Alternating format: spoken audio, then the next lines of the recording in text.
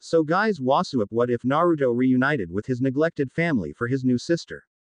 Movie. Why? Why did they never look at me? That voice sounded like it was drained any emotion and it seemed to falling apart, but unfortunately, it belonged to a boy who seemed to be 8 years old, a boy who was born in a life that anyone would give their right arm and left leg for less to enjoy a week under such luxurious circumstances, but for this boy, it was the worst. His name was Naruto Uzumaki Namikaze, first son of the fourth Hokage Minato Namikaze and his wife Kushina Uzumaki. To be honest, the trouble didn't start the second he was born. He actually had a happy life, back when he was the only child, that's right. Naruto now has younger siblings and a pair of twins at that. Back to the point, Naruto was actually very calm and polite, and yet he still loved to have fun and play. His smile and innocent personality could brighten up anyone's day, and that was what made his parents proud. They saw that this boy was destined for greatness among countless friends and later allies for the trials that lie ahead in life, but they never saw what will happen a week after Naruto's 5th birthday. It actually started 9 months before. The whole village learned that the Hokage's wife was pregnant once again, and this time with the good chance of twins. Naruto, of course, was the happiest boy around. He was going to be a big brother to a pair of cute twins. He helped around the house, especially around his mother. Hoping to make the 9 months to come to be having the least stress as possible, he would always bring her meals whenever she was hungry, or a glass of water when she needed it, or even carry her laundry. His parents approved of this as they saw their son becoming a responsible young boy, a good example of an older brother. Kushina even allowed Naruto to playfully talk to his yet-to-be-born younger siblings while they were still inside her belly. When the 9 months have passed, it was near the time for childbirth, and normally it was painful experience for any woman, but for Kushina, it was a disaster just waiting to happen. That was because she was a Jinchuriki, a living container of a biju. The biju are beings made of raw energy that were bounded together by a conscious into shapes like those of animals or any other creature that exist purely in nature. They were named by how many tails they had, since no two biju had the same number of tails. They were even listed as their strength varied on the tail number, in which the reference is that the Ikibi was the weakest and still can level a village and an army of warriors. The point was that Jinchuriki were kept in a special seal that can be found on a Jinchuriki, and for female Jinchuriki that seal was at its weakest during childbirth. That was why the birthing progress was being performed once again in a remote area only known to the 3rd and 4th Hokage, as well as seal masters who were present to make sure that the Kyubihu was the biju that was sealed in Kushina, because among Jinchuriki, Uzumaki clan members are born with bigger chakra reserves, longer lifespans, and enhanced durability that allows them to survive the sealing of the Kyubi, since its chakra nature is acidic and poisonous to any other who attempts to become its Jinchuriki. It wasn't as painful as when Naruto was born, since she gotten used to it by the smallest amount, but it doesn't change the fact that those who were a foot in range had to expose their ears to profanity and fits of a woman giving birth because their pheromones on top high. What was never to expect was that a masked man had somehow entered the remote location and killed the guards while he was at it. He then killed the 3rd Hokage's wife and the seal master that was present, as well as stolen the twins who were just born. The man blackmailed Minato into running away from Kushina in order to save them, since their wrappings were lined with exploding seals. Minato managed to discard the rigged blankets and took them back to the compound, where he left them with Naruto, who promised to watch them while he waited for his parents to return. Meanwhile, the masked man had bounded and exhausted Kushina from her childbirth experience. He then forced the Kyubi to exit her from the very seal itself, causing her even more pain and almost killed her. Fortunately, Minato was able to rescue her before the unsealing could harm her even further. Still, they needed to attend the problem at hand: the resealing of the Kyubi. While the married couple was preparing to do the sealing, something else happened in Konoha itself. The Kyubi, controlled by a powerful and cursed eye known as the Sharingan, was attacking the village and killing hundreds endlessly. Still, it wasn't the big event, because it was when the masked man somehow found the Hokage mansion and tried to kidnap the twins again. Naturally, they were found in Naruto's arms, but the little boy refused to hand them over and taunted the masked man into running after him within the mansion. After seeing that the masked man can turn intangible but only for 5 minutes, Naruto managed to rig the housewares to create a trap that would use this weakness to its advantage. When it succeeded, Naruto managed to remove the mask to see a face he recognized from the pictures that he saw throughout the house. It was him for sure. Before Naruto could get a better look, the figure used a last resort and left, saying that if he stayed longer, He would never win against such a trap master and a quick thinker not normally seen in only the age 5. Because of that age, Naruto took it as a compliment and thanked the man for it, but then the man behind the mask left, leaving a single tear and an echo that Naruto can still hear in his ear. Come one day and help me see it again. Whatever he meant, Naruto understood and nodded as the blonde watched as the masked man disappear in a vortex. The next thing that came was the arrival of Minato in front of his first son. That meant to Naruto that everything was going to be okay, yet he was answered with the command to hand over his new siblings. Something told him that there was desperation in that tone, and it didn't seem to sit well with Naruto as he reluctantly handed his new brother and sister.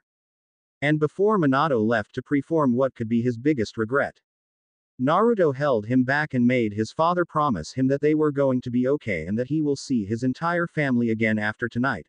Minato smiled and answered with pure honesty that he will do his best and that all Naruto has to do and wait and believe in his father, the Hokage. Naruto, being the eager one to follow instructions to the letter, he agreed, but after a while the blonde began to have an upset feelings that his father was near death's door. Being a child of only 5, he saw that his father and the rest of his parents were hurt and scared. He couldn't stay at the house anymore. Naruto left towards where he could feel his parents. When he came across them, he was met with the feeling of shock and relief. Shock at how the Kyuubi was so much bigger in person than the storybooks say, and relief because he was clever for his age and he knew the terrain that the Biju was placing his support on.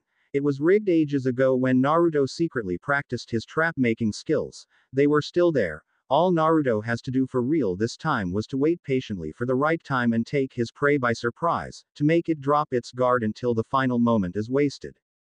From below, not knowing about Naruto, Minato and Kushina were preparing to seal the Kyuubi, but this time divided in two with each half in one of the twins. They didn't like it, but there was no other choice, and they had Hiruzen and Tsunade around to both hold up the seal and help heal Kushina. Jiraiya was also there with 2 of Toad's summons to keep the Kyuubi at bay, but the 3 were slowing, losing to the strongest of the Biju. Sure enough, Kyuubi got free and almost used one of its powerful tails to kill the humans below, including Naruto's young twins. Now was the time to strike for the dime. Naruto pulled the strings and a pitfall revealed itself to be where the Kyuubi was placing all his support on a single back leg, causing it to sink.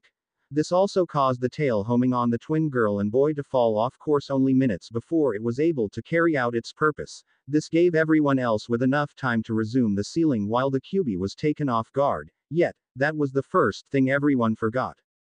After the Kyuubi was separated and sealed into each of the twins, thus ending the nightmare, the group returned to Konoha in order to help with the damage that the Biju had caused prior to its resealing. Naruto raced to his parents to tell them about how he helped, but they wouldn't hear it until Naruto let it slip that he left the house when he was told to remain there. This got him grounded for a month without his favorite food to eat for dinner the entire time. Naruto was left with a heart that had a crack in it. Enough of the past, now it was time to talk about the present. It wasn't a good life for poor Naruto. The boy tried his best to set a good example to his new siblings and even play with them, but every time he gets even close, his parents will come out of nowhere and said that the twins should be taught instead of playing with him. Even though they never said the words, but that meant to Naruto that playing with him was a waste of time. This was the second time he was forgotten. Naruto spent nearly half of his life trying to get his parents to train him, but they always blow him off as they needed to train the twins. They even promised to train him once he enters the academy. Naruto believed them and tried to endure the loneness and pain of being a big brother that was never known. Still, it was hard, and Naruto was left in his room all alone thinking about how he was given a terrible life in which he doesn't know why. Now, Naruto was trying to sleep, but his worry and confusion kept him from dozing off, so he decided to go and get a glass of water in hopes it will help smooth his nerves. But that night proved to be one that will change his life forever. It was when he happened to pass by his father's study where he heard voices. Being the curious little rascal, he wanted to hear more. You know, Kushina-chan, tomorrow is the twins' birthday and I think I can have sensei give them the Toad contract for a present while I teach them the Rasengan. That voice belonged to Minato all right, and it seemed to be directed at his wife, who seemed to not be sure about the idea. Are you sure, Minato-kun? Aren't the twins too young for that, and instead we should give them to Naruto-kun? He can learn how to use them since he is a genius like you, and he may even be able to help his siblings when they are old enough to learn it, Kushina said, and Naruto felt a little warm in his heart. He thought both of his parents forgot about him, but any good feelings were tarnished after what Minato had to say to that. No, that won't be a good idea. Naruto could even do the simplest jutsu like the twins so they would be granted those rights. Naruto felt like his heart sank. His own father kept him weak and used it as an excuse. Yet the hurricane was just about to come when Minato said something he is going to regret. While I am at it, maybe I should make the twins heirs to our family. They have the skills to back it up. But dear, isn't that Naruto's birthright? Kushina protested but couldn't get any further when she sighed. All right dear, you always know what is best for the clan.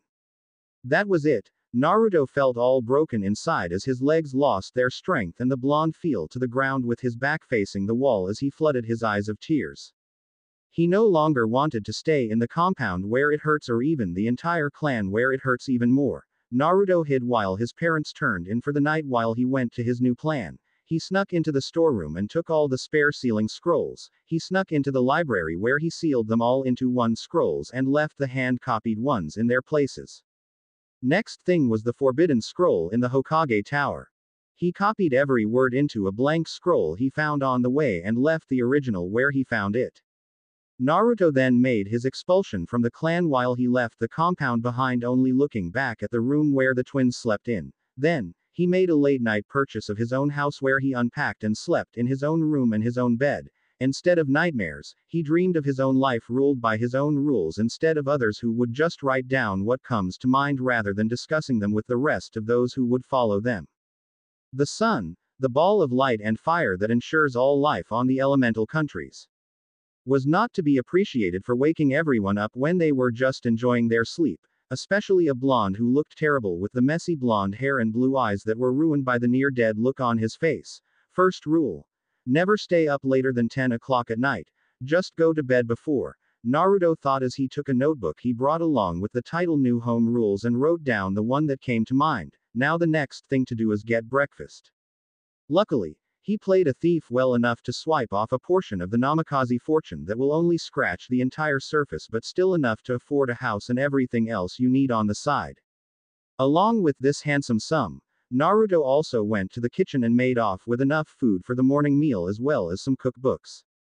Naruto hopes that if he spends his money the right way, he can afford to keep his house until he becomes an official shinobi after completing the academy. And speaking of which, when he looked it up, Naruto noticed that the D-ranks missions are chores set up by lazy people he calls them should be given to academy students so they can be flexible enough to work with any team they should be paired with. After having breakfast, Naruto got dressed and went to go grocery shopping. The people there were always welcoming Naruto since he helped them with their lives, including playing with their children and moved boxes of produce around. Thankfully, after the QB incident, they still remember Naruto, so he always felt at home in the market where they work rather than in the Hokage mansion. Basically, shopping for food and other needs went smoothly and Naruto was able to avoid any trouble. This should hold a few weeks, but I really do need to have a source of income and it will be too awkward to get allowance from the Hokage.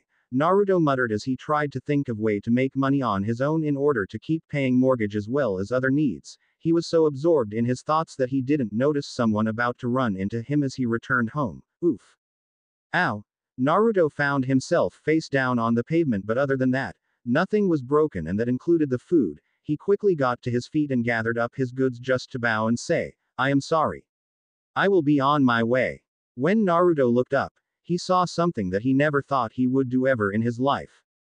The someone turned out to be more than one person, and it was a woman with a boy Naruto's age and another boy who seemed to be 5 years older than both the blonde and the one with the hair of a duck bottom color.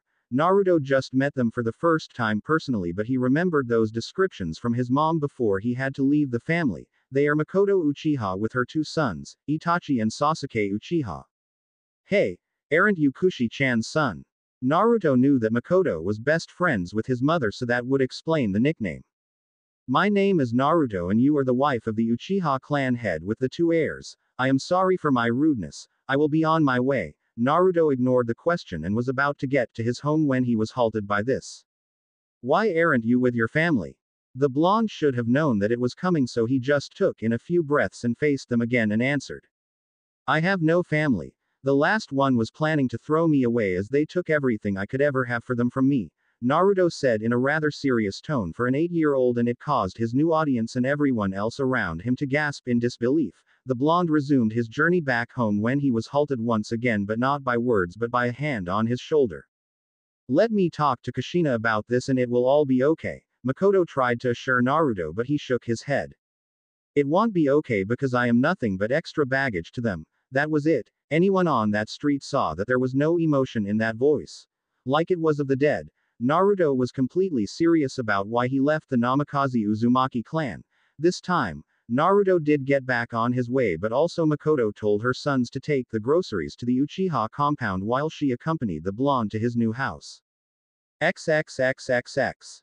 After a good walk, Naruto returned to his house with a companion by his side, but for the moment, it looked that he had a stalker in plain view. Naruto sighed when he opened the door.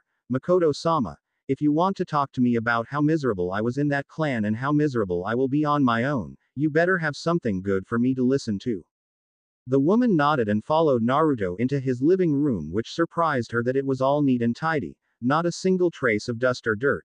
It was indeed curious that a house owned by a child will be all clean like that. This boy could be a good housekeeper in the making, but that wasn't the point or why Makoto is here. Would you like some tea and red hot curry? I have plenty of ingredients in case I have guests. Naruto asked, and Makoto drooled at the mention of her favorite food, so she nodded with a dumbstruck look on her face. Makoto then took a seat on the couch while looking around and getting a good glimpse of the living room.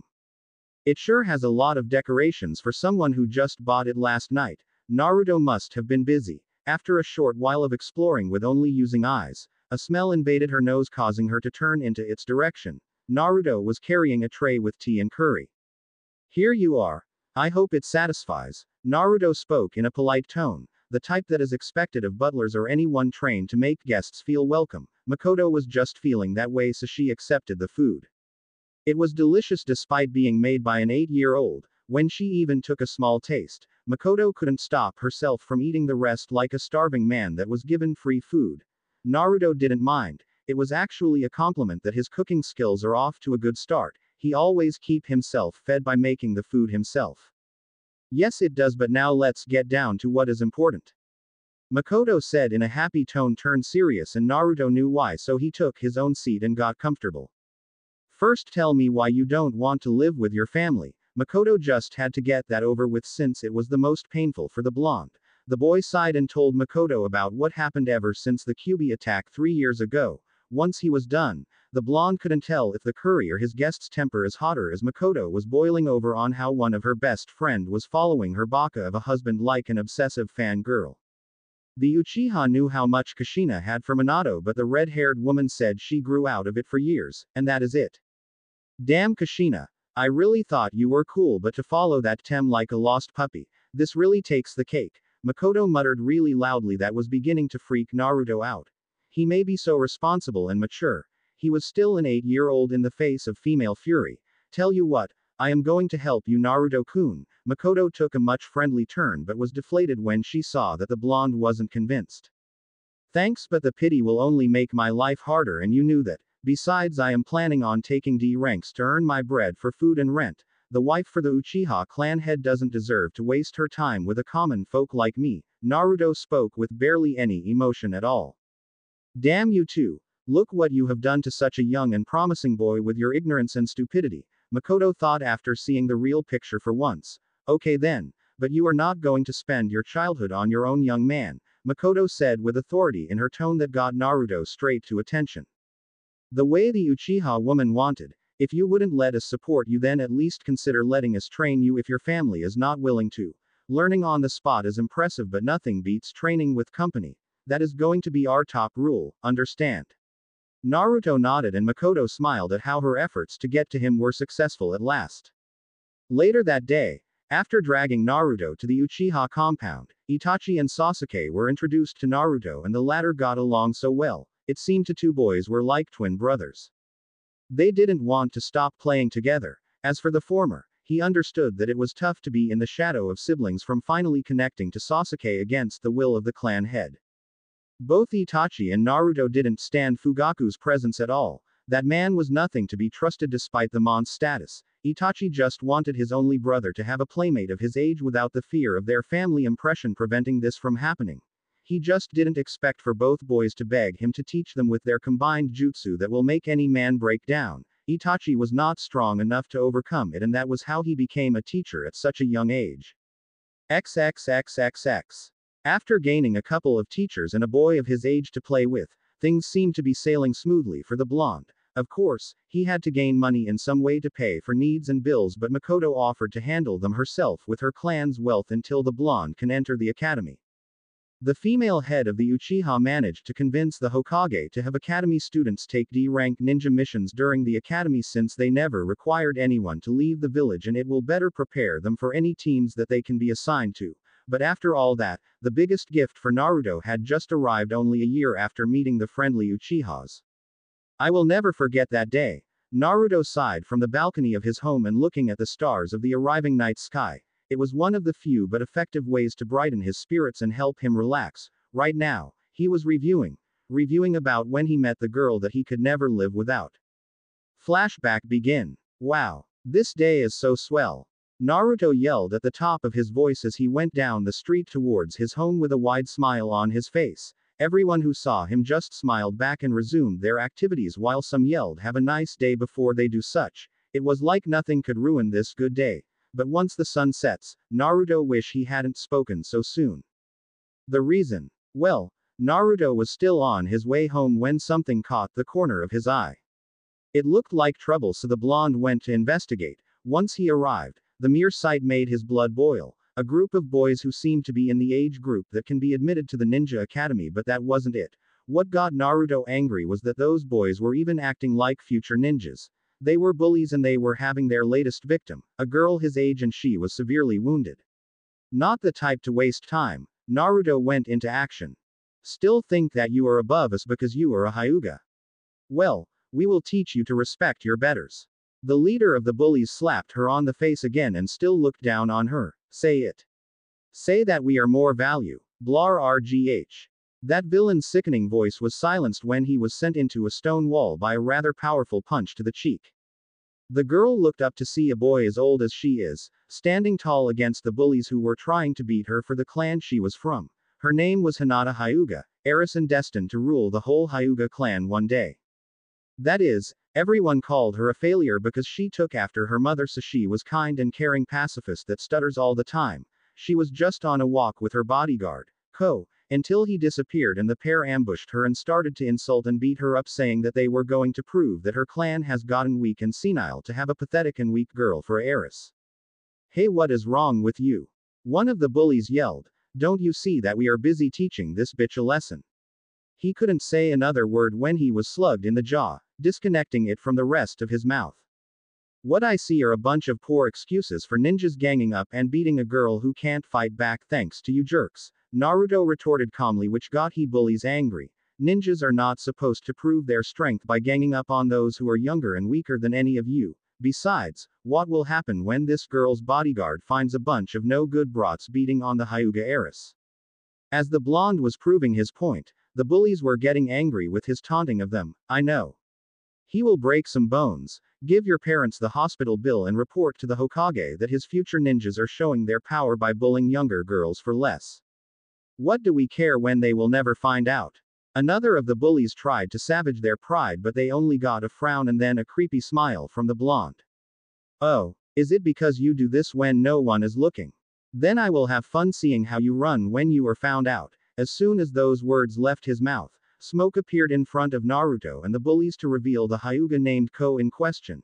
He was confused as to why he sent to another part of the village. The bullies were backing in fear while Naruto still had his grin on and turned to Hinata. Go on. Tell him what is going on. Naruto then stepped aside so that Hinata can speak. Ko will only listen to his superiors and also Hinata, no one else. You Keiko-san. Those mean boys over there. They hurt me and said bad things about out C clan. That is. What happened? Hinata managed to speak and Lucky. Ko also managed to make out given the angry expression on his face as he turned to face the shaking bullies. She then silently eeped when Naruto took her into his arms and chest because what happened next was a real beating. Ko didn't hold back just because they were young boys, they got what came to them after insulting real ninjas they claimed to be already.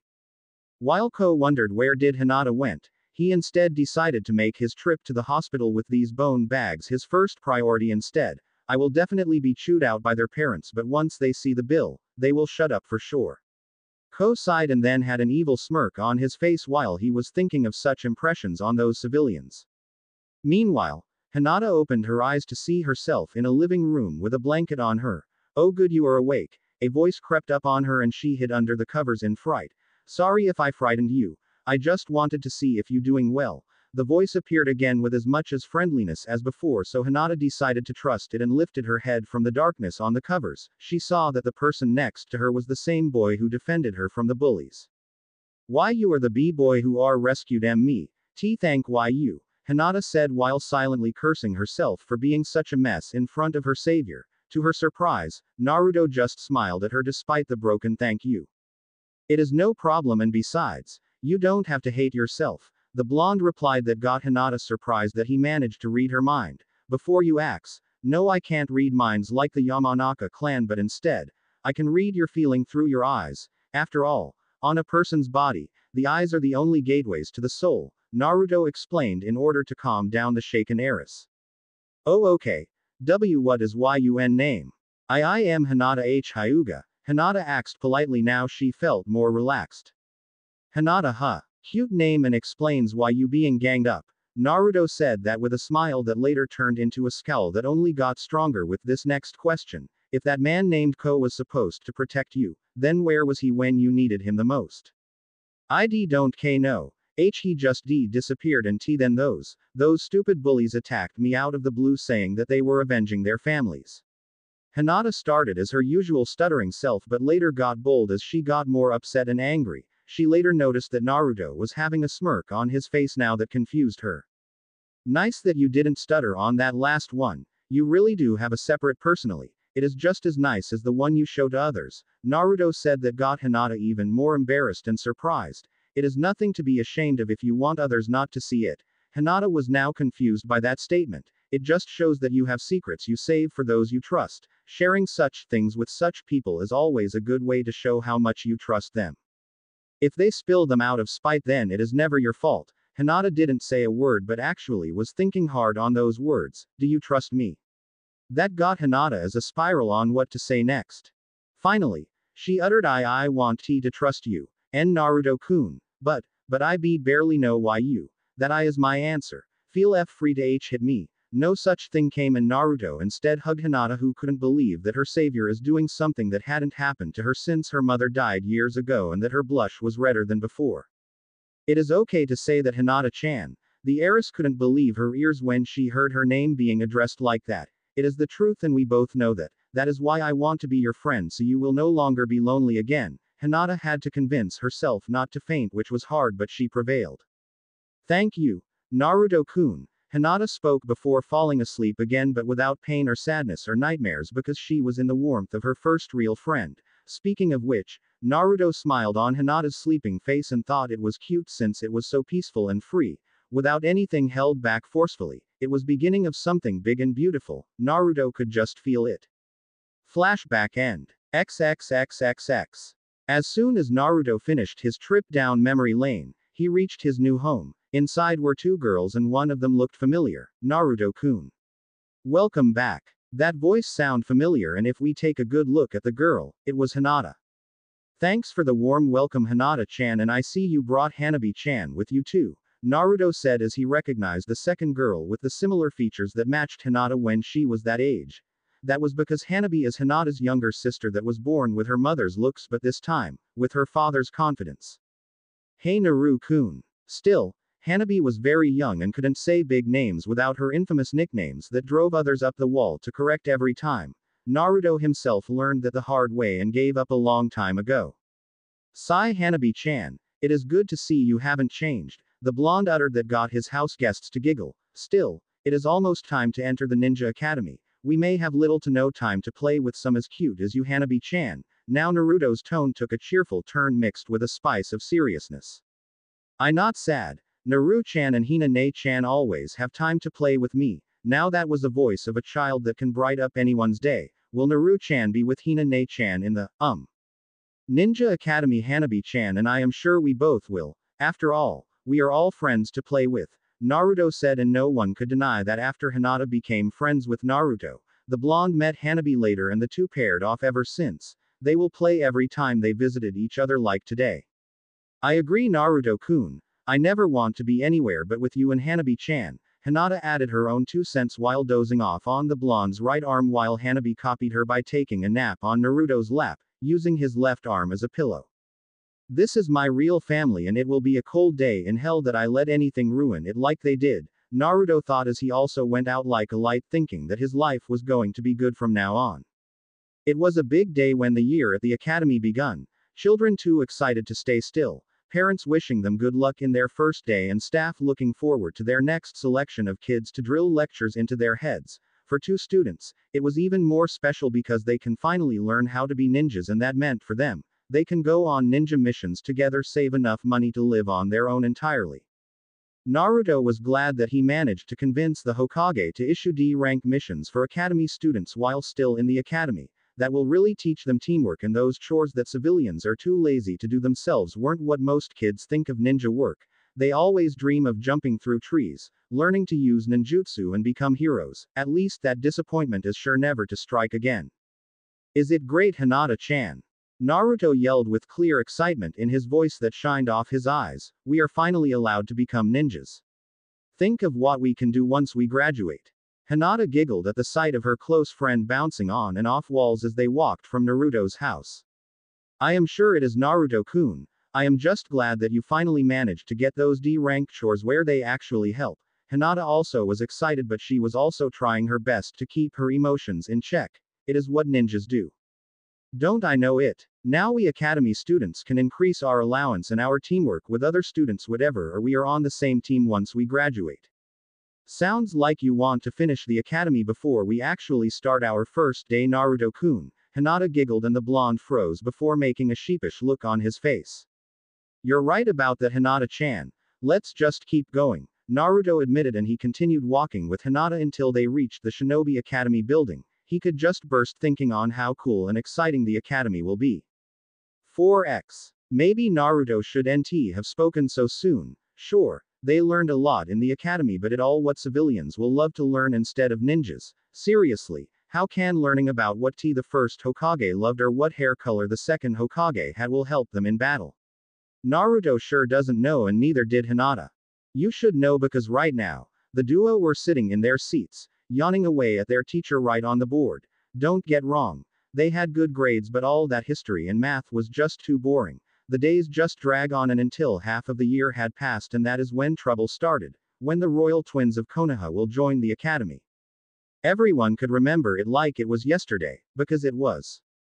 Flashback begins. It was just another day at the academy, a boring lecture, taijutsu tryouts, and more D-rank missions on teamwork which only helped the students' allowance. They were just wasting sunshine, stuck in that stuffy room while the teacher was writing chalk on the blackboard.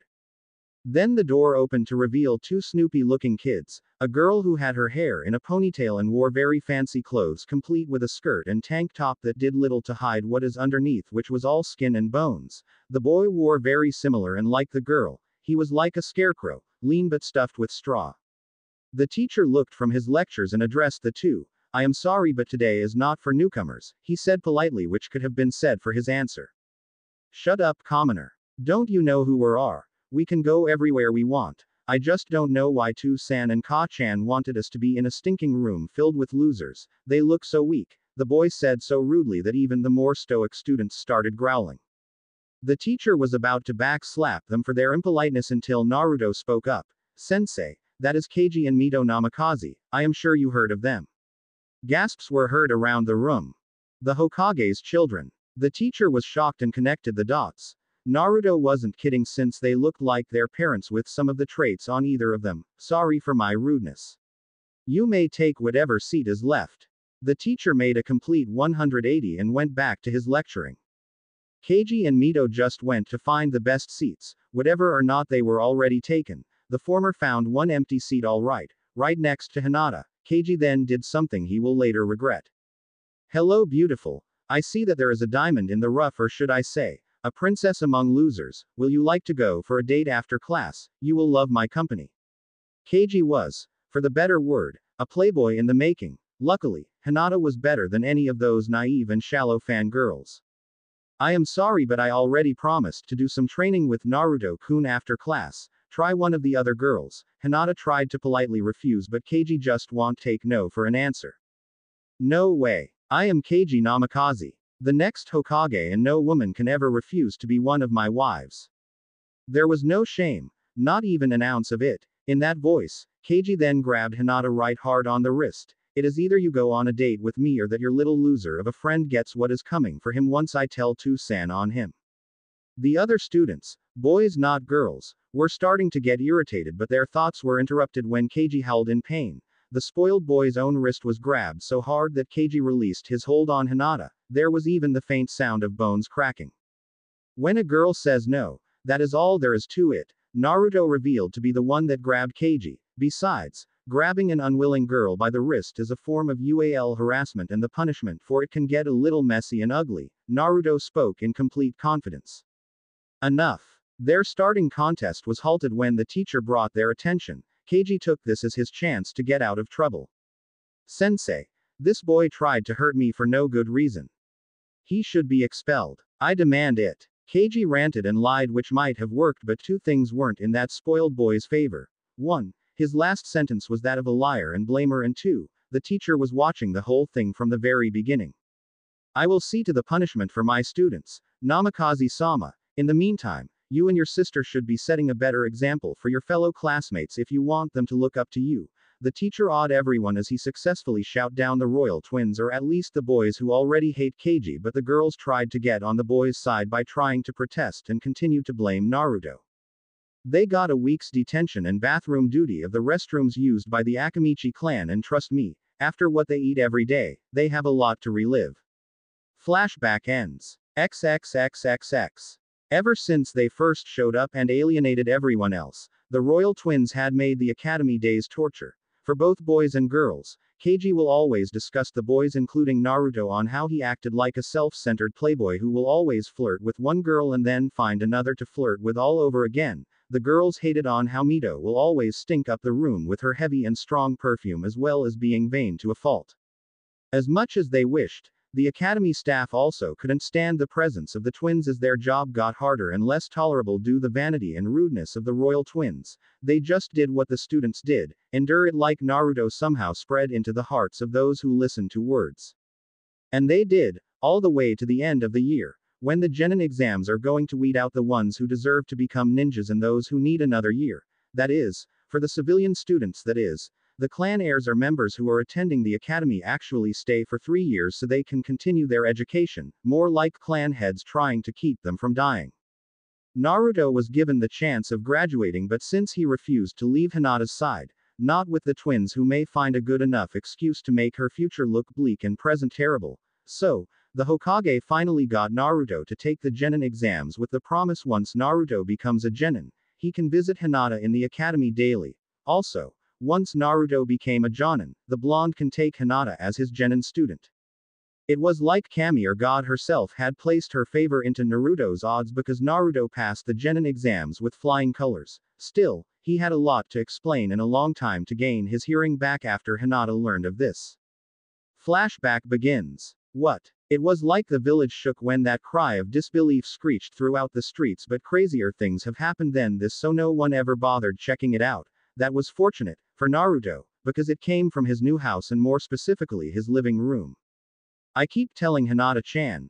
Naruto spoke, rather annoyed by his answer. I have graduated from the academy and about to become an actual ninja.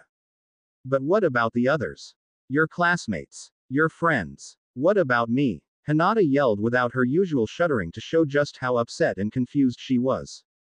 I will be training so I can become a jonin, but I will never be stopped from visiting you and vice versa, Naruto said, and Hinata calmed. It is the only way to afford to keep this all to myself, and if you want, you can move in too.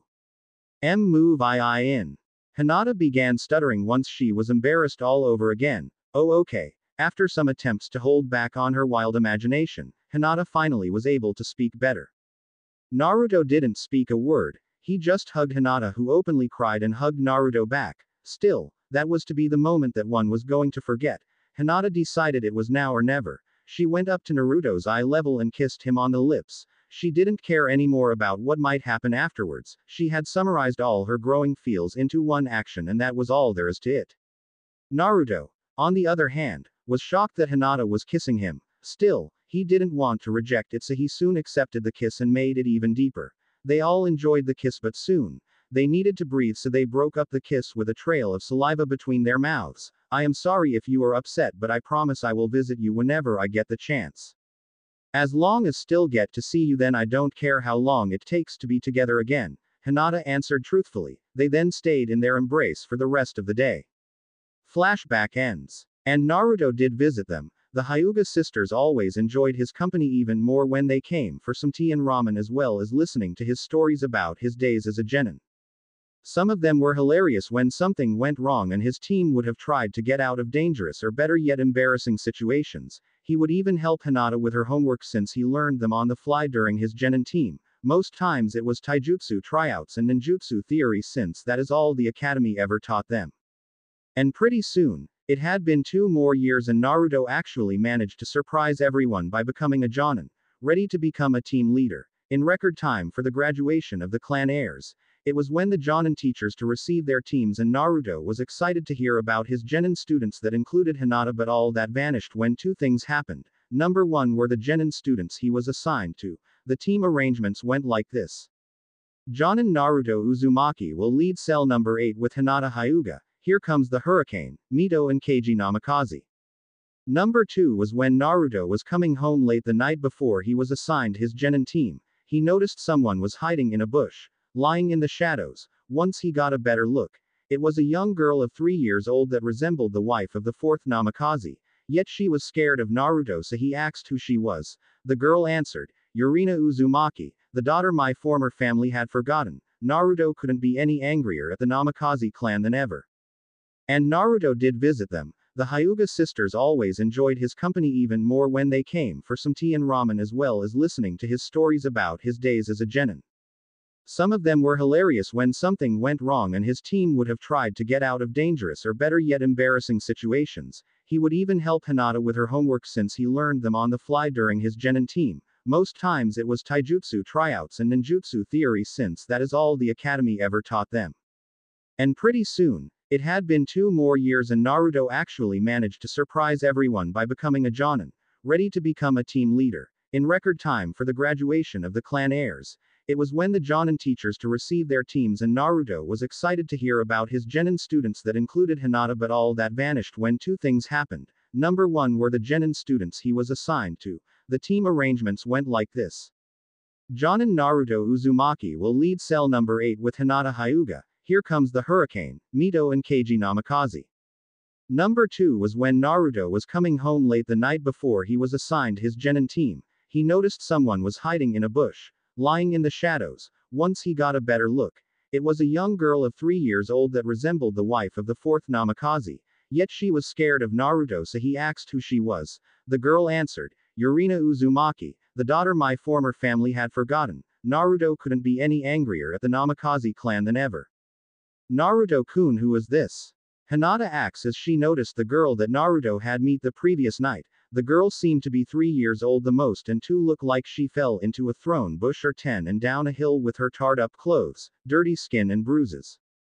This is a girl who had to be neglected by her parents like I did, Naruto said. He had shared his real past with Hinata and Hanabi since he trusted that much. They gasped as they lead the shy girl away to be washed and given new clothes. Naruto just stayed behind to make something for her to eat. He had learned the basics on his own, but Naruto had to get lessons from Makoto and Hinata on how to do better. Once he had made some meat ramen with spring rolls to help with the guests' malnourishment, along with some tea to steel her nerves about being in a strange new house with strangers. Soon, the 2 Hyuga sisters came out with Yurina dressed in their style of garb, yet it was still better than her own tattered clothes that she was wearing. Yurina could only mutter out words as Hinata gently sat her down at the dining table while Naruto placed the plate of food, and lastly, Hanabi gave her tea to drink. After a while, Yurina finally decided to try out the food, only to dig in like a pig. That showed just how much she was starving. Then Yurina noticed that everyone was staring at her and she nearly shrank down in embarrassment when Hanabi just shared more food with her, so the poor girl took it and ate a little more quietly. Dessert was a chocolate cake with frosting on top, which the girls enjoyed, even Yurina. Thank you for food, Yurina stuttered, that made Hinata as she saw her younger self inside this guest. It was no problem, but we will like to know better on why your family had kicked you out, Naruto said, and Yurina gulped as she recalled such bad memories. I was born A after T twin older B brother and S sister S, so they T though that I will be as G good as them. Yurina tried to keep her focus and Hinata rubbed her on the back, helped her a little.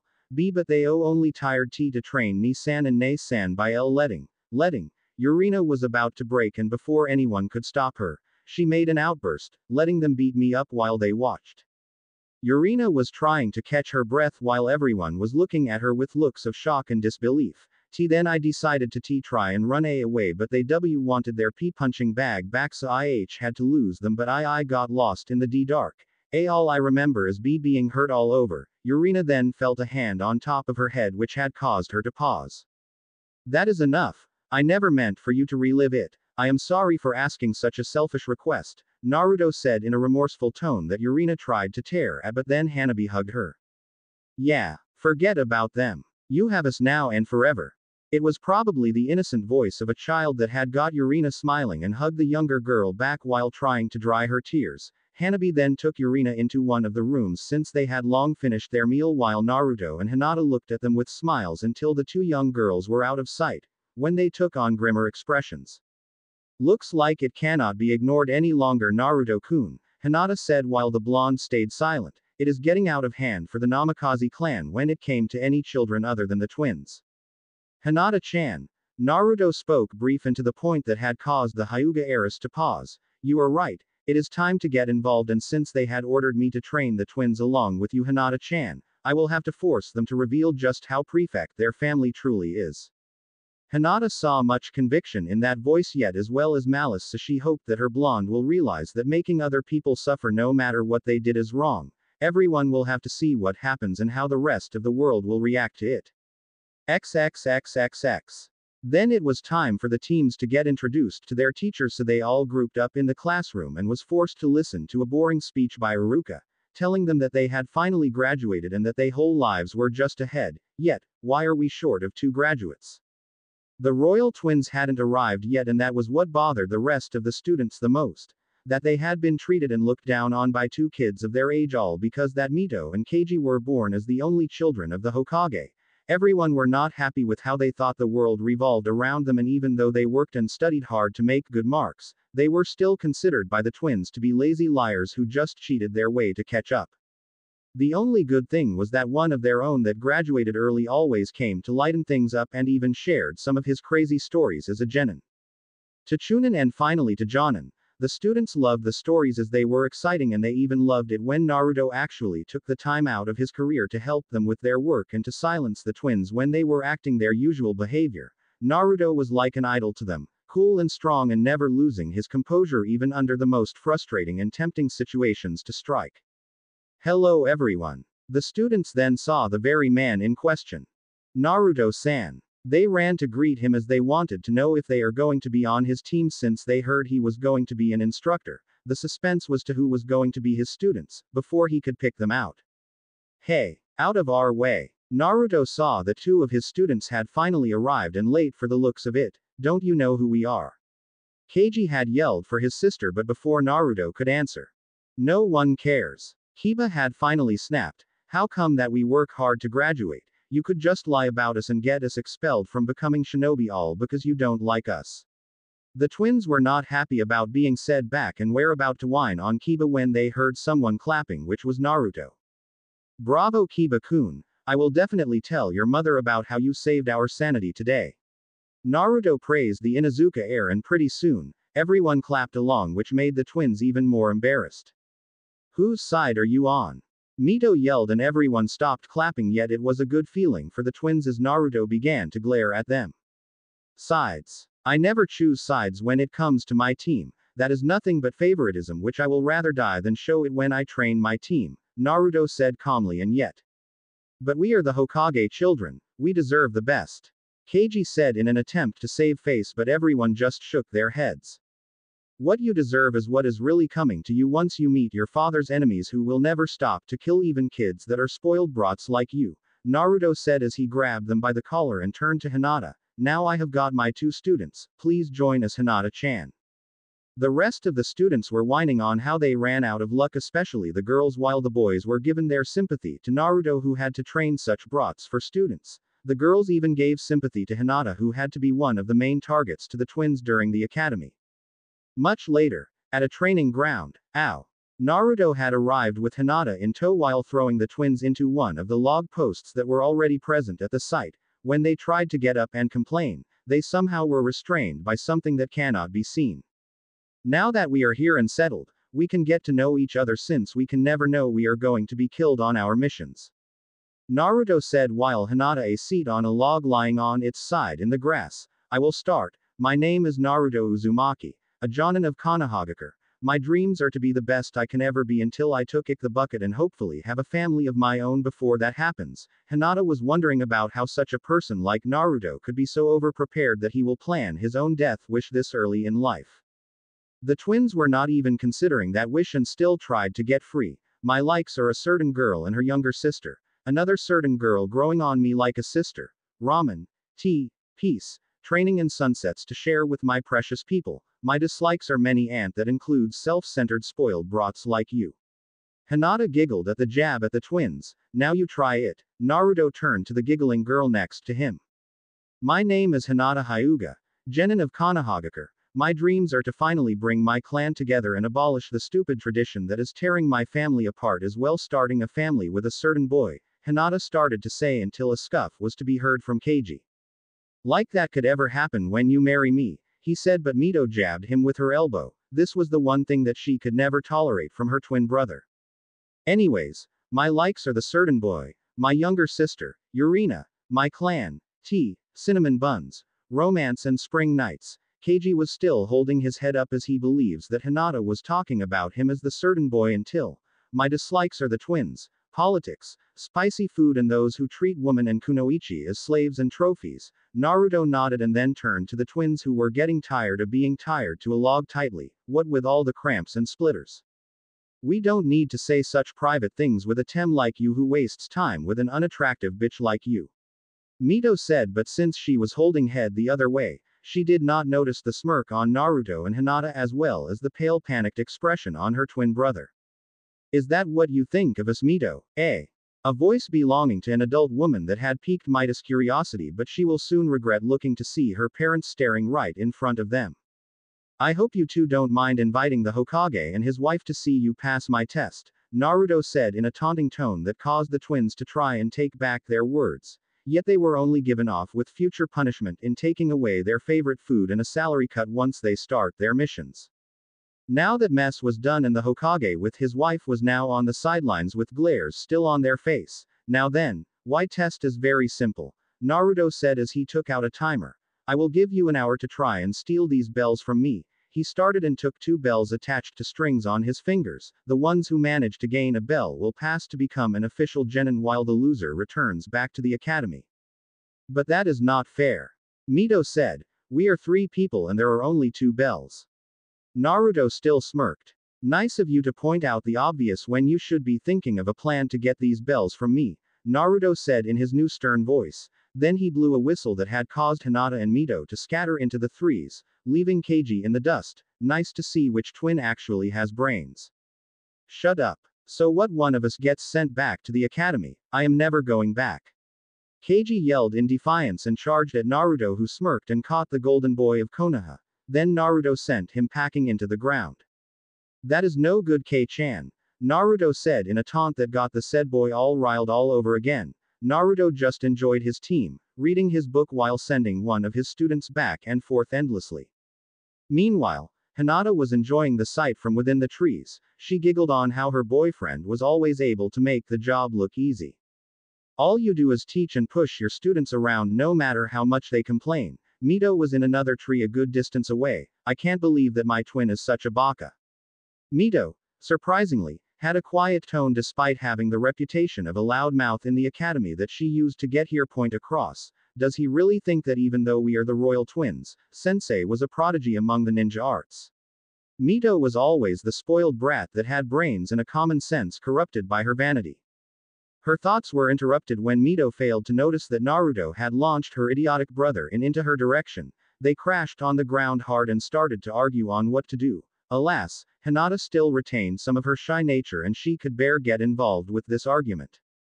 Not after the many times Keiji harassed her and even tried to kiss her until Naruto stopped him every time. Mito was the only one to actually tolerate out of the twins since she was also the only one of the Namikaze clan to actually hit Keiji on the head for such behavior against women since Mito had to listen to her brother say that he was the most important of the twins since a female clan head was unheard of and not right in this shinobi world. Then the timer went off, signaling that they were out of time. Hinata and Mito were later sitting on either side of Keiji who was tied to a middle slot log and he wasn't happy about it. Hey! How come I am all tied up? Let me go. Keiji yelled but he silenced by his sister, the only one aside from his parents that Keiji fears in Konoha. I am afraid that I can't do that because not one of you managed to gain one of these bells. To taunt them, Naruto had shown the two bells from the beginning, still in his hands, and because of that, I should fail you and send you all back to the academy but since that will mean the Hokage will breathe down my neck so I am going to give you one last test if you want to be trained by me. Let's get his over with. I am hungry. Mito dragged me from breakfast this morning. Keiji yelled and Mito blushed in embarrassment since she was hungry too. Mito had thought that there was no time for breakfast, kind of ironic since she and Keiji were still late. Fine. I have brought 3 bentos for lunch and since Hinata and Mito had shown much better tactic than you Keiji, you are forbidden from eating and if I see you eat anyways you will be the one sent back to the academy, Naruto said and on cue, he disappeared in a puff of smoke. Hinata and Mito then started to eat while enjoying the delicious food while Keiji's stomach was growling. After a while, the two girls decided to take the risk and started to feed Keiji until Naruto appeared again along with the Hokage and his wife, staring down on them. I thought I told you never to feed Keiji so why did you disobey me? Naruto said in a tone that wanted answers and not excuses. Because even though he is a East Pig, he is my only brother and I am not going to lose another one again. Mito yelled much to the confusion of all but Naruto and Hinata. The former was smiling at that. Hinata didn't back down either which made the blonde smile even more until he passed the verdict. Okay then. All I have to say to you all is that you, Naruto dragged it to get them on edge. Pass. Team 7 was now confused with the expectation of Hinata. But, Keiji was stuttering and Naruto laughed at the sight until Mito noticed that their parents had vanished like an illusion that was cancelled.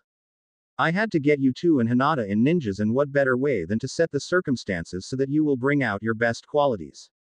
Some you never knew you had. It may seem that it never happened but you stood up for each other despite on how you hate on another. That is what a team is. There is no room for anything between teammates that can hinder their progress. You work with each other, back each other up. You are there for any teammate in need or trouble and finally, pride or fear of trouble should never cause you to abandon your teammates. We have lost too many teams to greed and pride already so we don't need for it to happen again. Team 7 was speechless after that speech while Naruto was untying Keiji from the log. Now everyone will hope that those words will get to the twins and make them see the error of their ways but ninjas are not wish-granting genies and if they were, I personally doubt that wish to change a person's personality will be granted. We all will just have to be patient. Good things always happen when we actually do. XXXXX.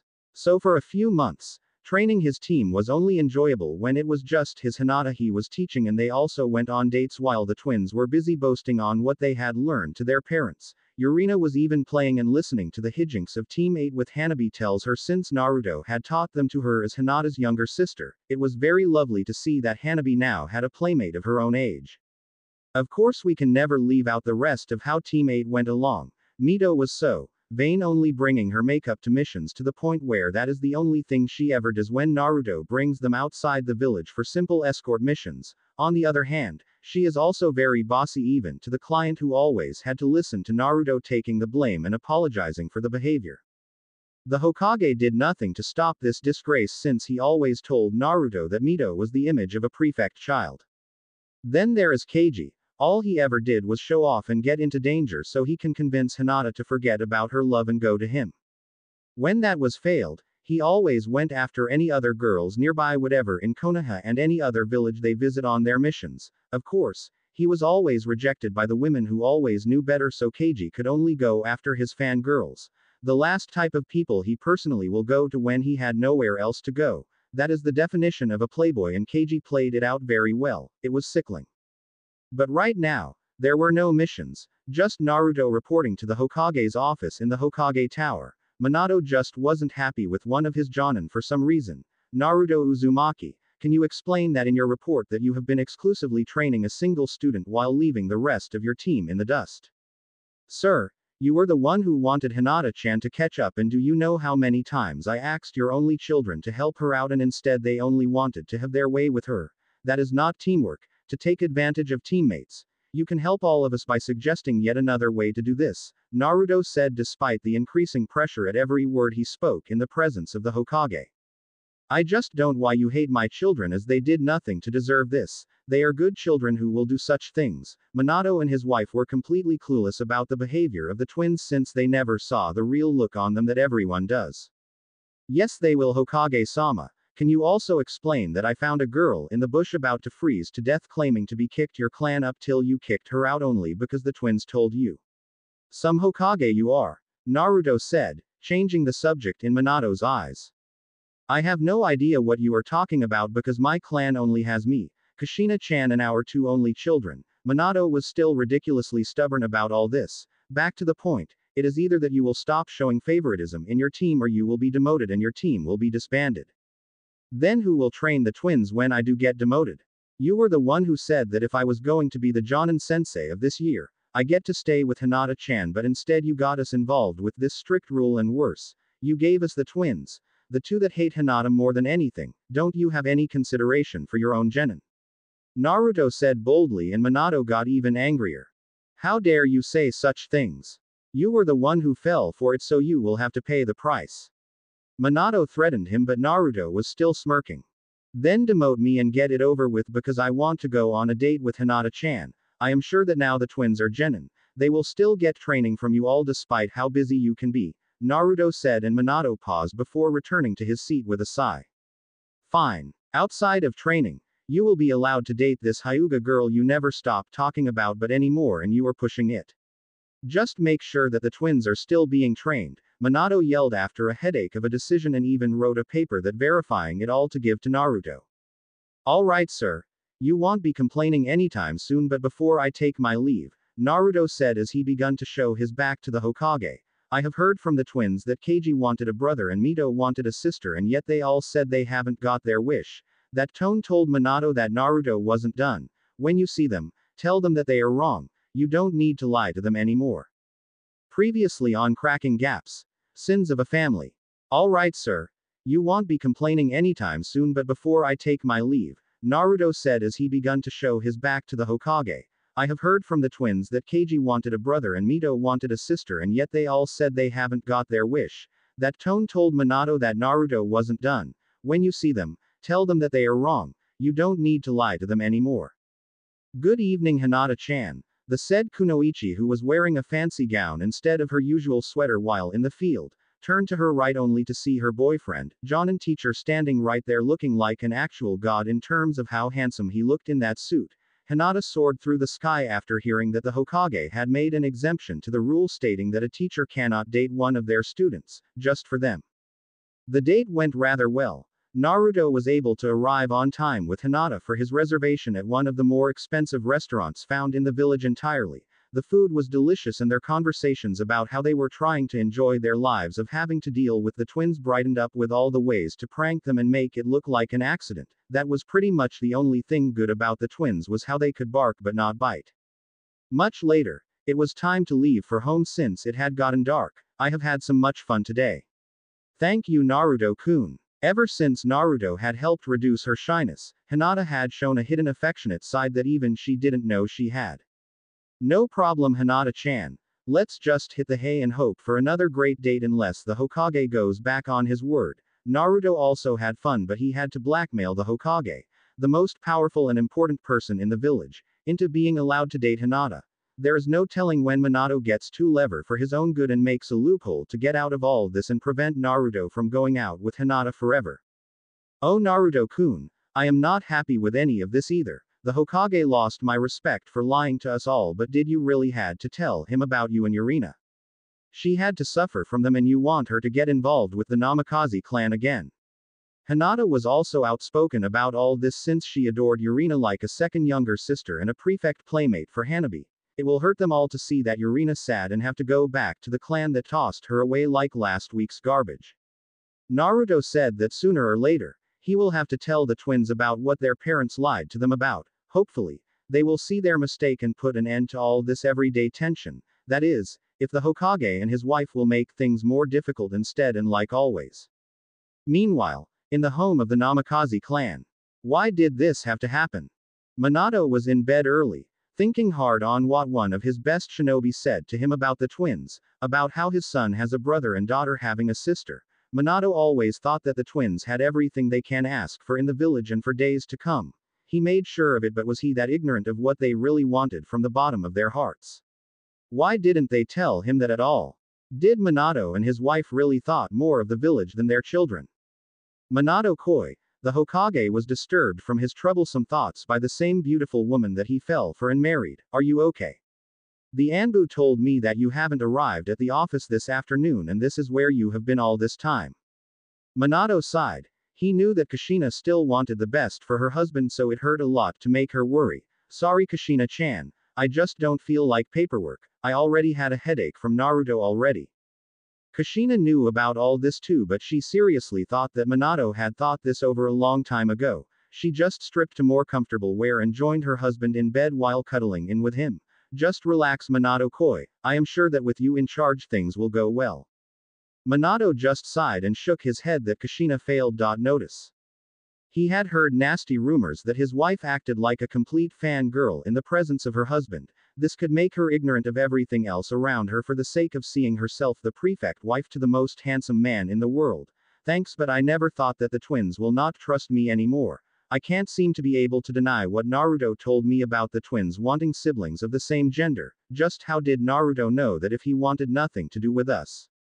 That was enough to knock some more sense into Kushina, and she looked down as a result. She did want a son and daughter to play with, but there was this thing in the back of her head that was a desire to see a big and responsible son for his cute and younger sister, but it was impossible for the twins, so what was all that? Something seems to be wrong. As the harder this couple tried to make sense of it, there was a trail of strange ink trailing down their necks. They just don't notice or the strange glow in the ink as it receded back up to the back of their heads as the pair of parents fell asleep. XXXXX.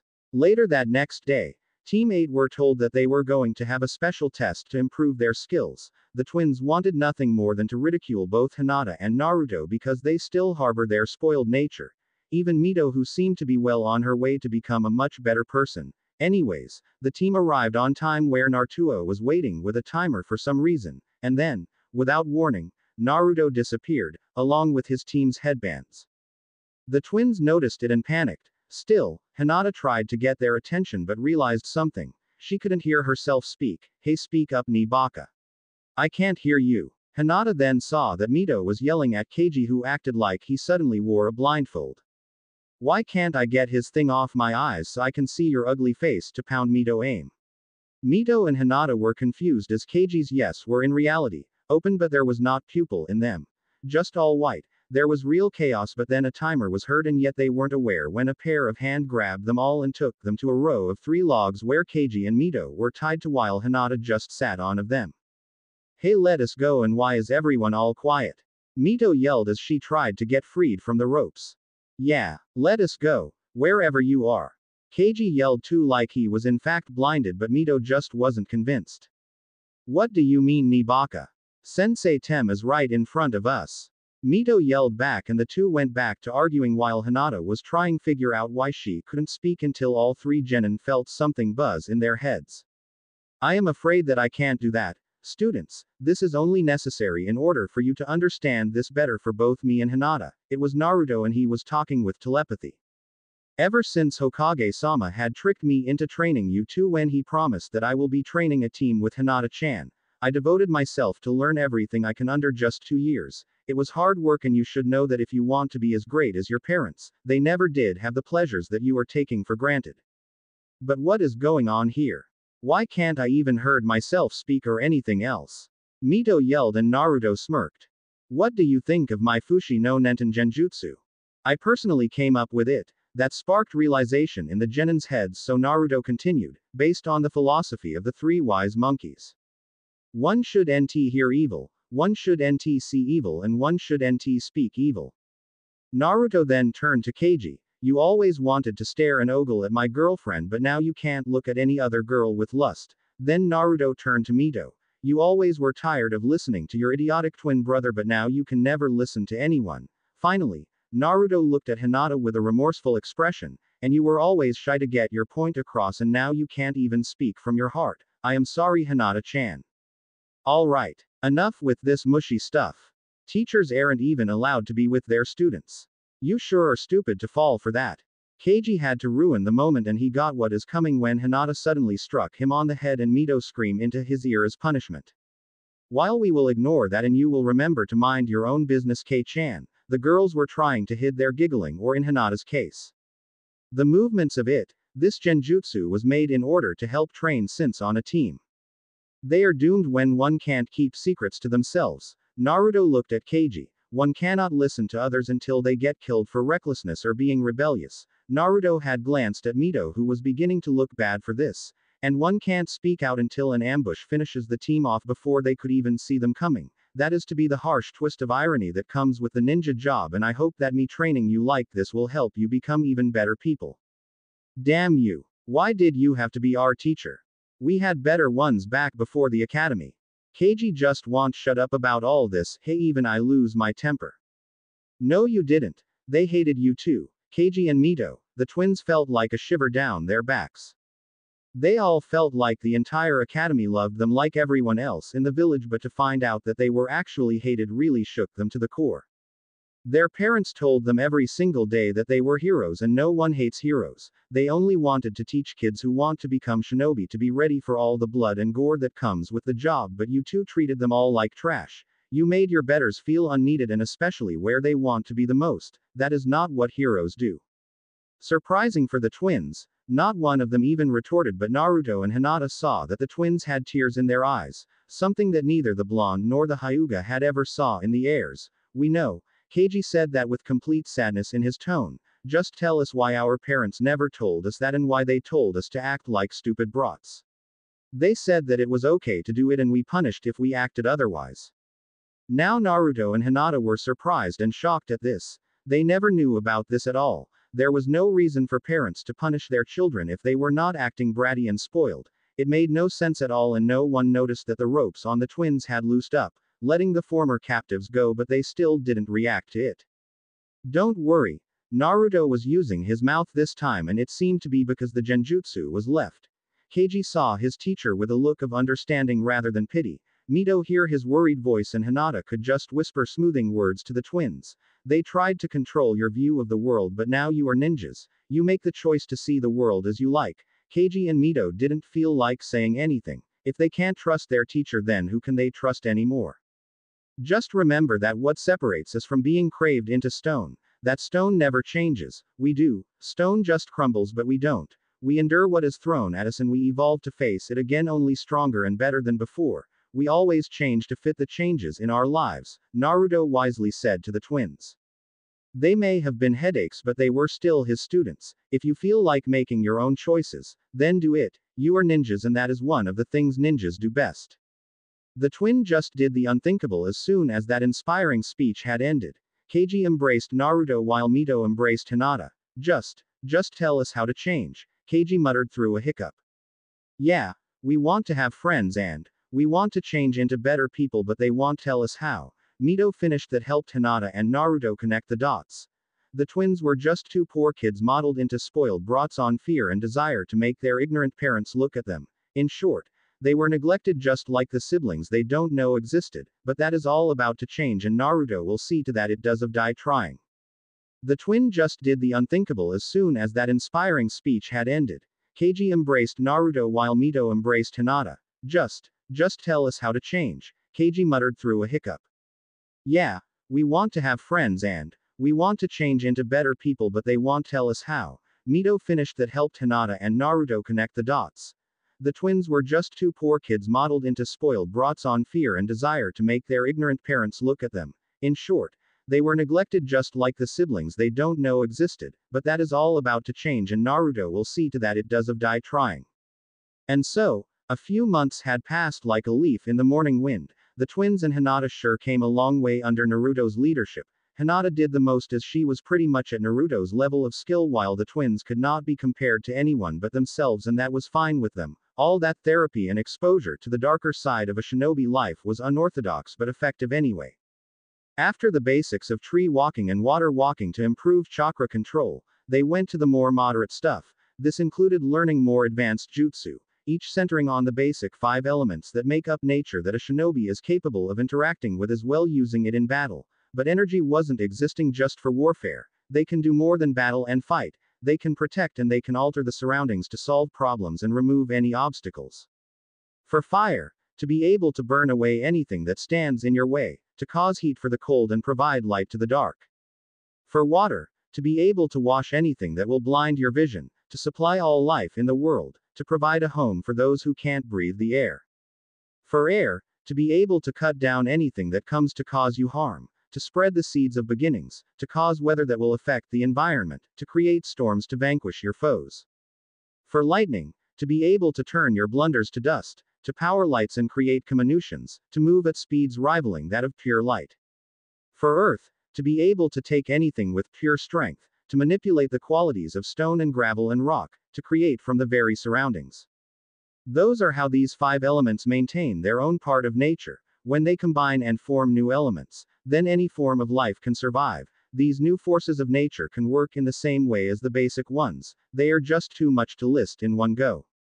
Despite how complicated it is to understand all this, the way to discover what to train with was actually quite easy once Naruto had finally allowed his team to try out one day, when he gave them pieces of paper, like he's doing now.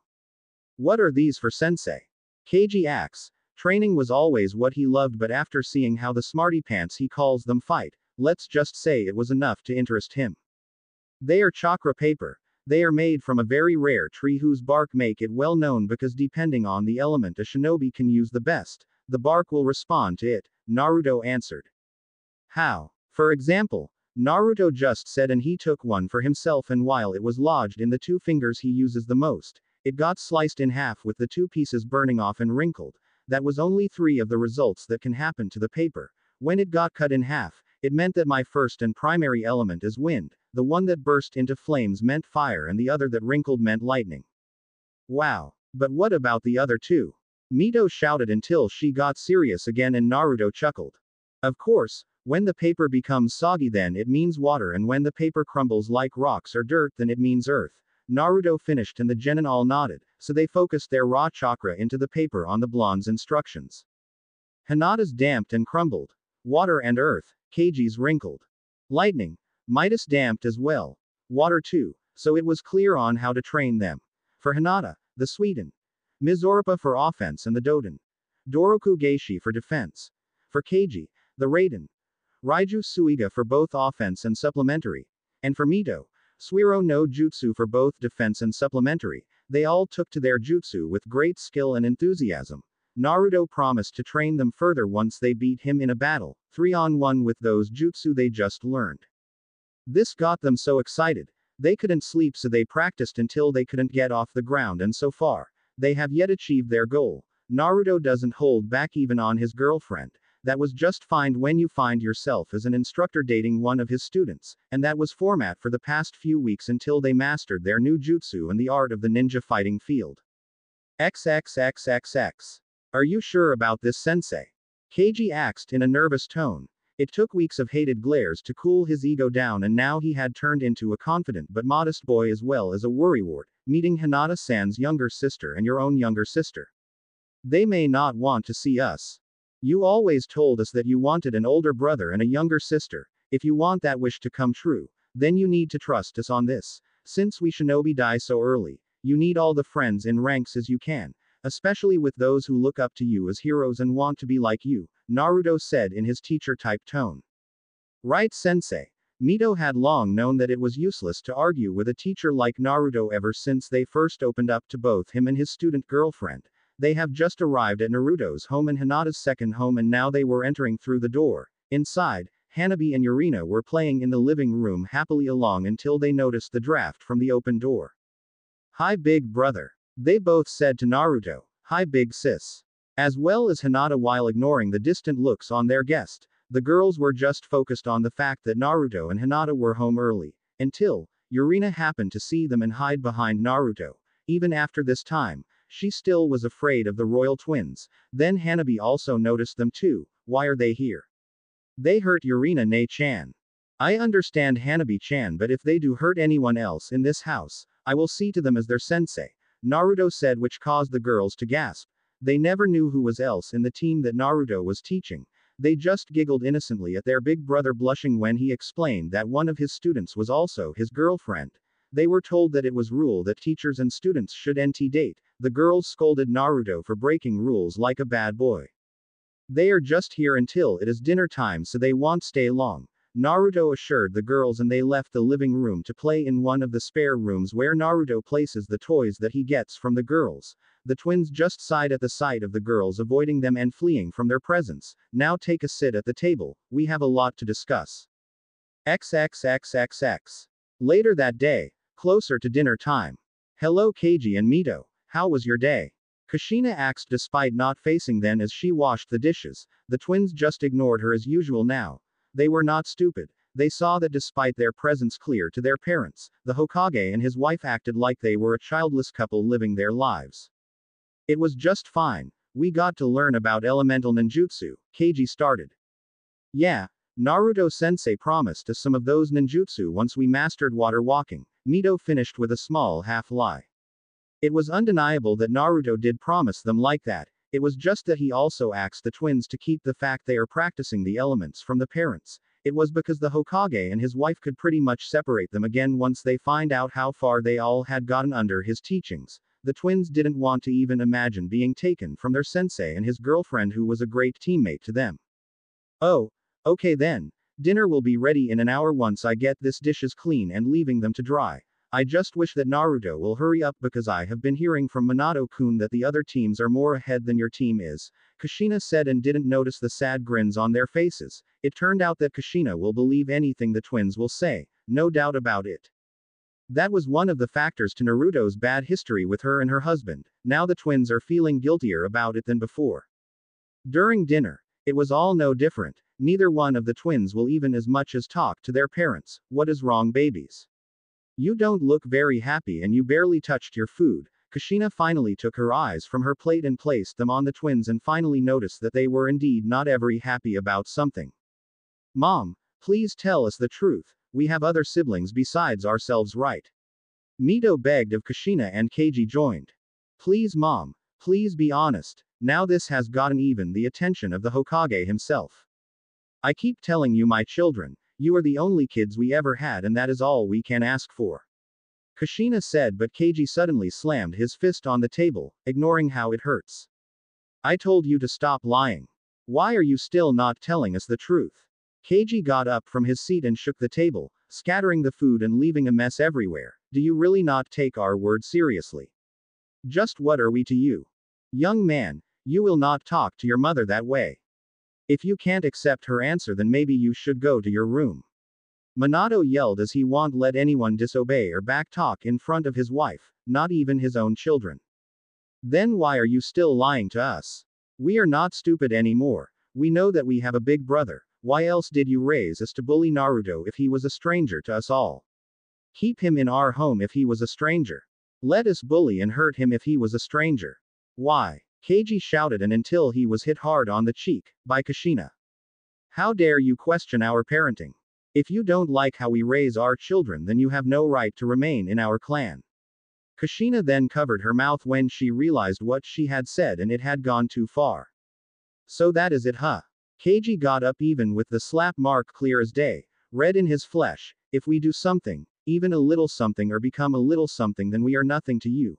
Nothing but trash to be thrown away on cleaning day. In this case it was that day years ago, and if you want your heirs, then don't make today that same day. Naruto-sensei was right about you all along. I hate you. Keiji ranted and then ran up to his bedroom that he shared with his twin. Speaking of which, Mito ignored her parents' begging for forgiveness and went up to the same room, leaving the Hokage and his wife to stay in the dining room among the mess they made, literally. It was it, the end of the rope for the twins, hot water for the parents and the moment of truth for everyone that is involved whatever they wanted to or not. All we can do is hope there is very little bloodshed when the climax comes around the corner uninvited. Later that day, closer to dinner time.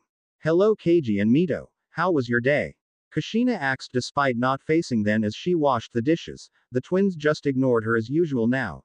They were not stupid. They saw that despite their presence clear to their parents, the Hokage and his wife acted like they were a childless couple living their lives.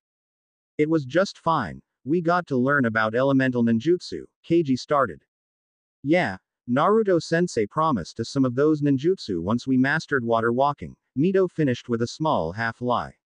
It was undeniable that Naruto did promise them like that, it was just that he also asked the twins to keep the fact they are practicing the elements from the parents. It was because the Hokage and his wife could pretty much separate them again once they find out how far they all had gotten under his teachings. The twins didn't want to even imagine being taken from their sensei and his girlfriend who was a great teammate to them. Oh, okay then. Dinner will be ready in an hour once I get this dishes clean and leaving them to dry.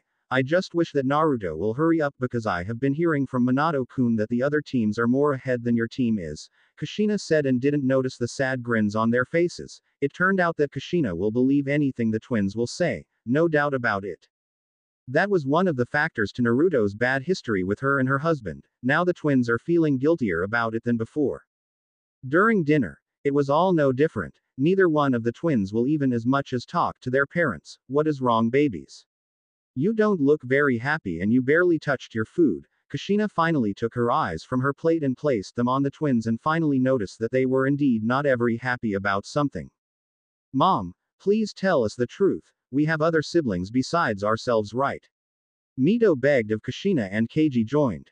Please mom, please be honest. Now this has gotten even the attention of the Hokage himself.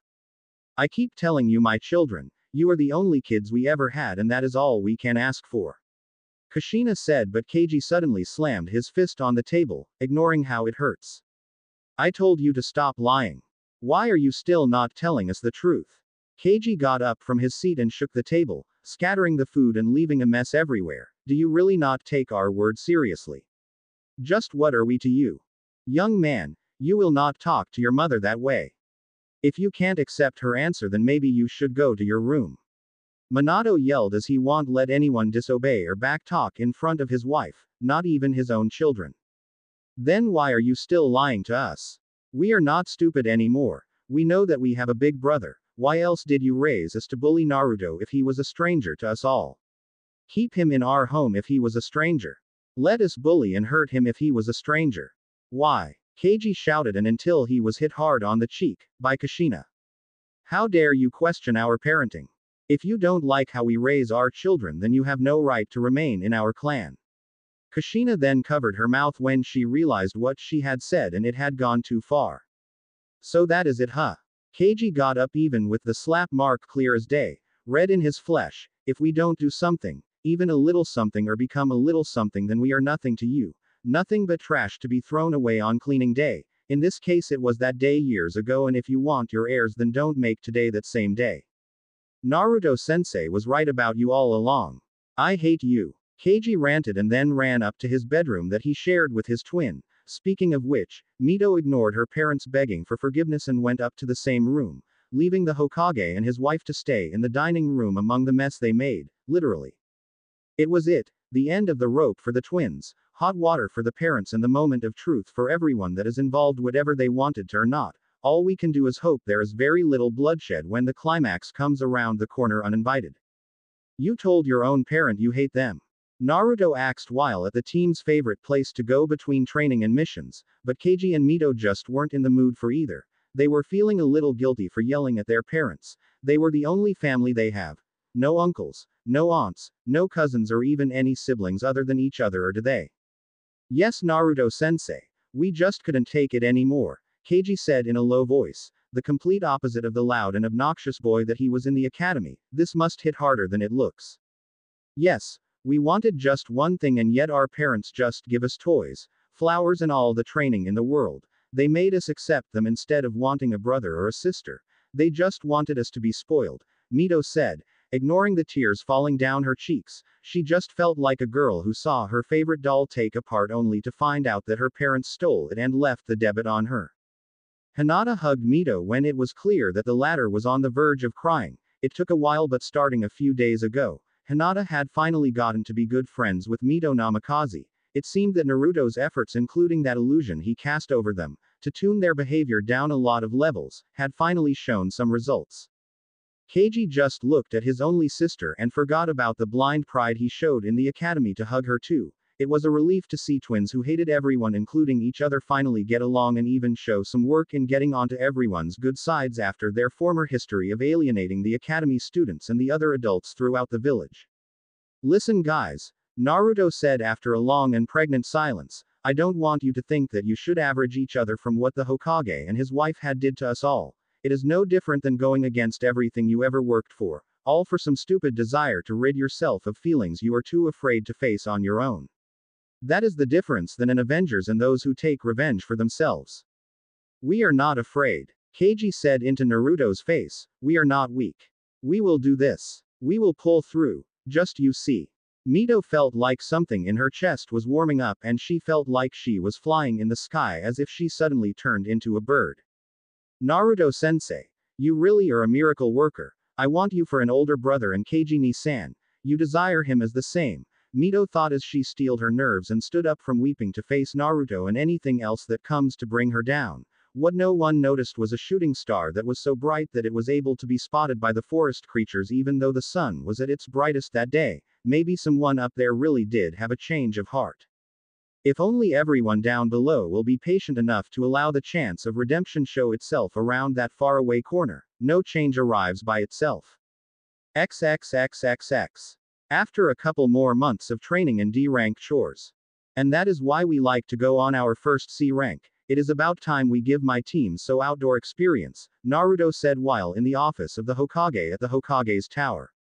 And for what reason do you think that my children are ready for this? You are treading on thin ice here, Naruto, Minato said in a stern tone. Hey, we have done over 200 of these stupid chores. We all are bored of it. Keiji had gotten his loud personally back, but he instead used it when simple clam talking had gotten anywhere in any conversation. We need to get out of the village before we all get mad from it all. Why can't you just stop worrying about us and let us become real shinobi? Mito took her turn yelling at their father, who sighed very hard. Fine, fine, send in the next client, Tazuna-san. Minato found it hard to admit, even to the face of his own wife, that he was wrapped around Mito's little finger. He just can't help it since Mito is like his little princess. When the door opened, Team 7 saw their latest client and the one for their first C-rank mission. Tazuna is a gray-haired, bespectacled man with a large beard and dark eyes. He wore a sleeveless V-neck shirt with an obi, pants and a pair of sandals. He also carried a towel around his neck and wore a pointed hat on his head. This are the shinobi I asked for. Question mark. They are nothing but a bunch of little kids. But that big guy looks promising and that girl has a great fig. He stopped when a kunai just barely missed him and instead shattered his bottle of sake he had on hand. We may be kids but we are still shinobi, and if the Hokage won't tolerate such poor examples for your age then I will, Tazuna-san, Naruto said with his hand outward and his eyes covered in black. That made him the culprit who nearly scared Tazuna so badly, he was wet in the space between his legs. Alright, YYUW will J just H have T to D do, Tazuna said, stuttering almost as bad as Hinata when she is blushing a rose red and when she was embarrassed. Team 7 snickered at his misery and misfortune. They love their teacher. He makes them laugh and have a good time no matter what it seems. XXXXX. Later, Team 7 went on their way with Tazuna in hand and went in the direction of the client's home. Nami no Kuni. It was located on the border of Hai no Kuni and Mizu no Kuni. According to Tazuna, this country has no shinobi like the main shinobi lands. They don't even have samurai. They are just a freestyle trading hub for the other countries, complete with expert bridge builders and fishermen. But while Team 7 and Tazuna were walking down the paved path, Naruto noticed something that only an amateur genjutsu user can make. There were puddles on the path despite it being a rather dry week and far away from any other water source, but if they think that they can fool Naruto then so be it. Sensei. Team 7 shouted out when they saw two brothers emerge as if out of nowhere and butchered their sensei right in front of their eyes.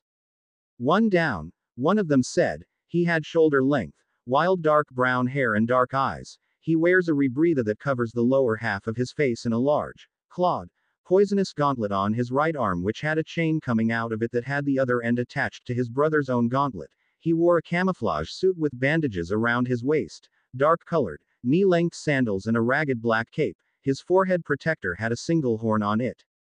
4 more to go, the other sneered along as if they were twins. Conjoined in mind, he had shoulder length, wild dark brown hair and dark eyes. He wears a rebreather that covers the lower half of his face and a large, clawed, poisonous gauntlet on his left arm which had a chain coming out of it that had the other end attached to his brother's own gauntlet. He wore a camouflage suit with bandages around his waist, dark-colored, knee-length sandals and several pouches around his waist. His forehead protector had 2 horns on it. They all thought that Team 7 was just going to drop dead and throw away Tazuna like that. They were wrong when they turned to face their new targets. That was when Keiji had shown some speed from Raiden training and struck the first one with enough momentum to send him flying. Raiden. Raiju Suiga. Keiji was not going to let his prey get away and brought the first assassin down with a surge of lightning.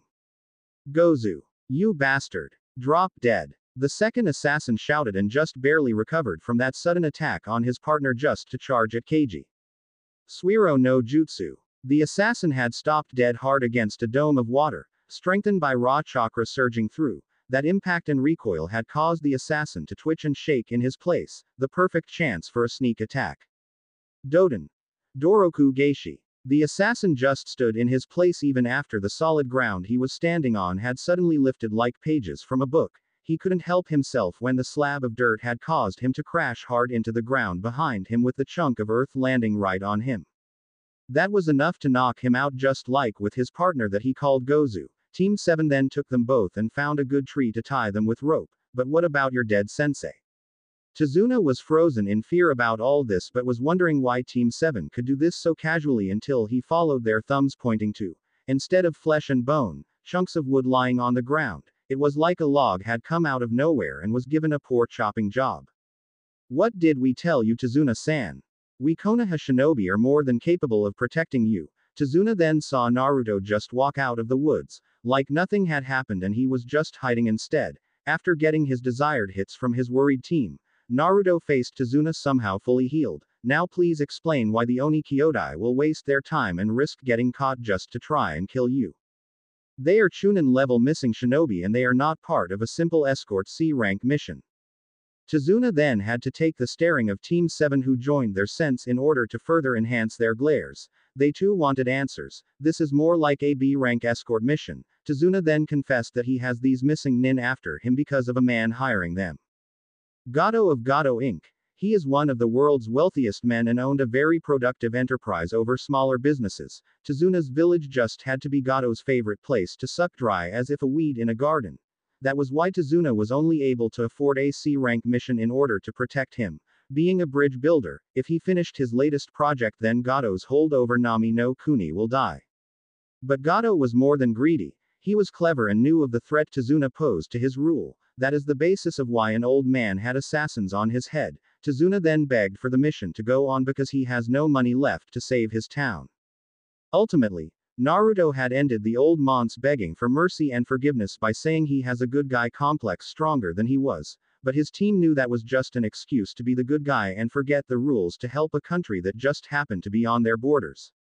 And so, they took a boat ride until they had to walk on land once again, but when Keiji got scolded for striking a rabbit, Naruto realized that action actually was a signal never to be found. Duck.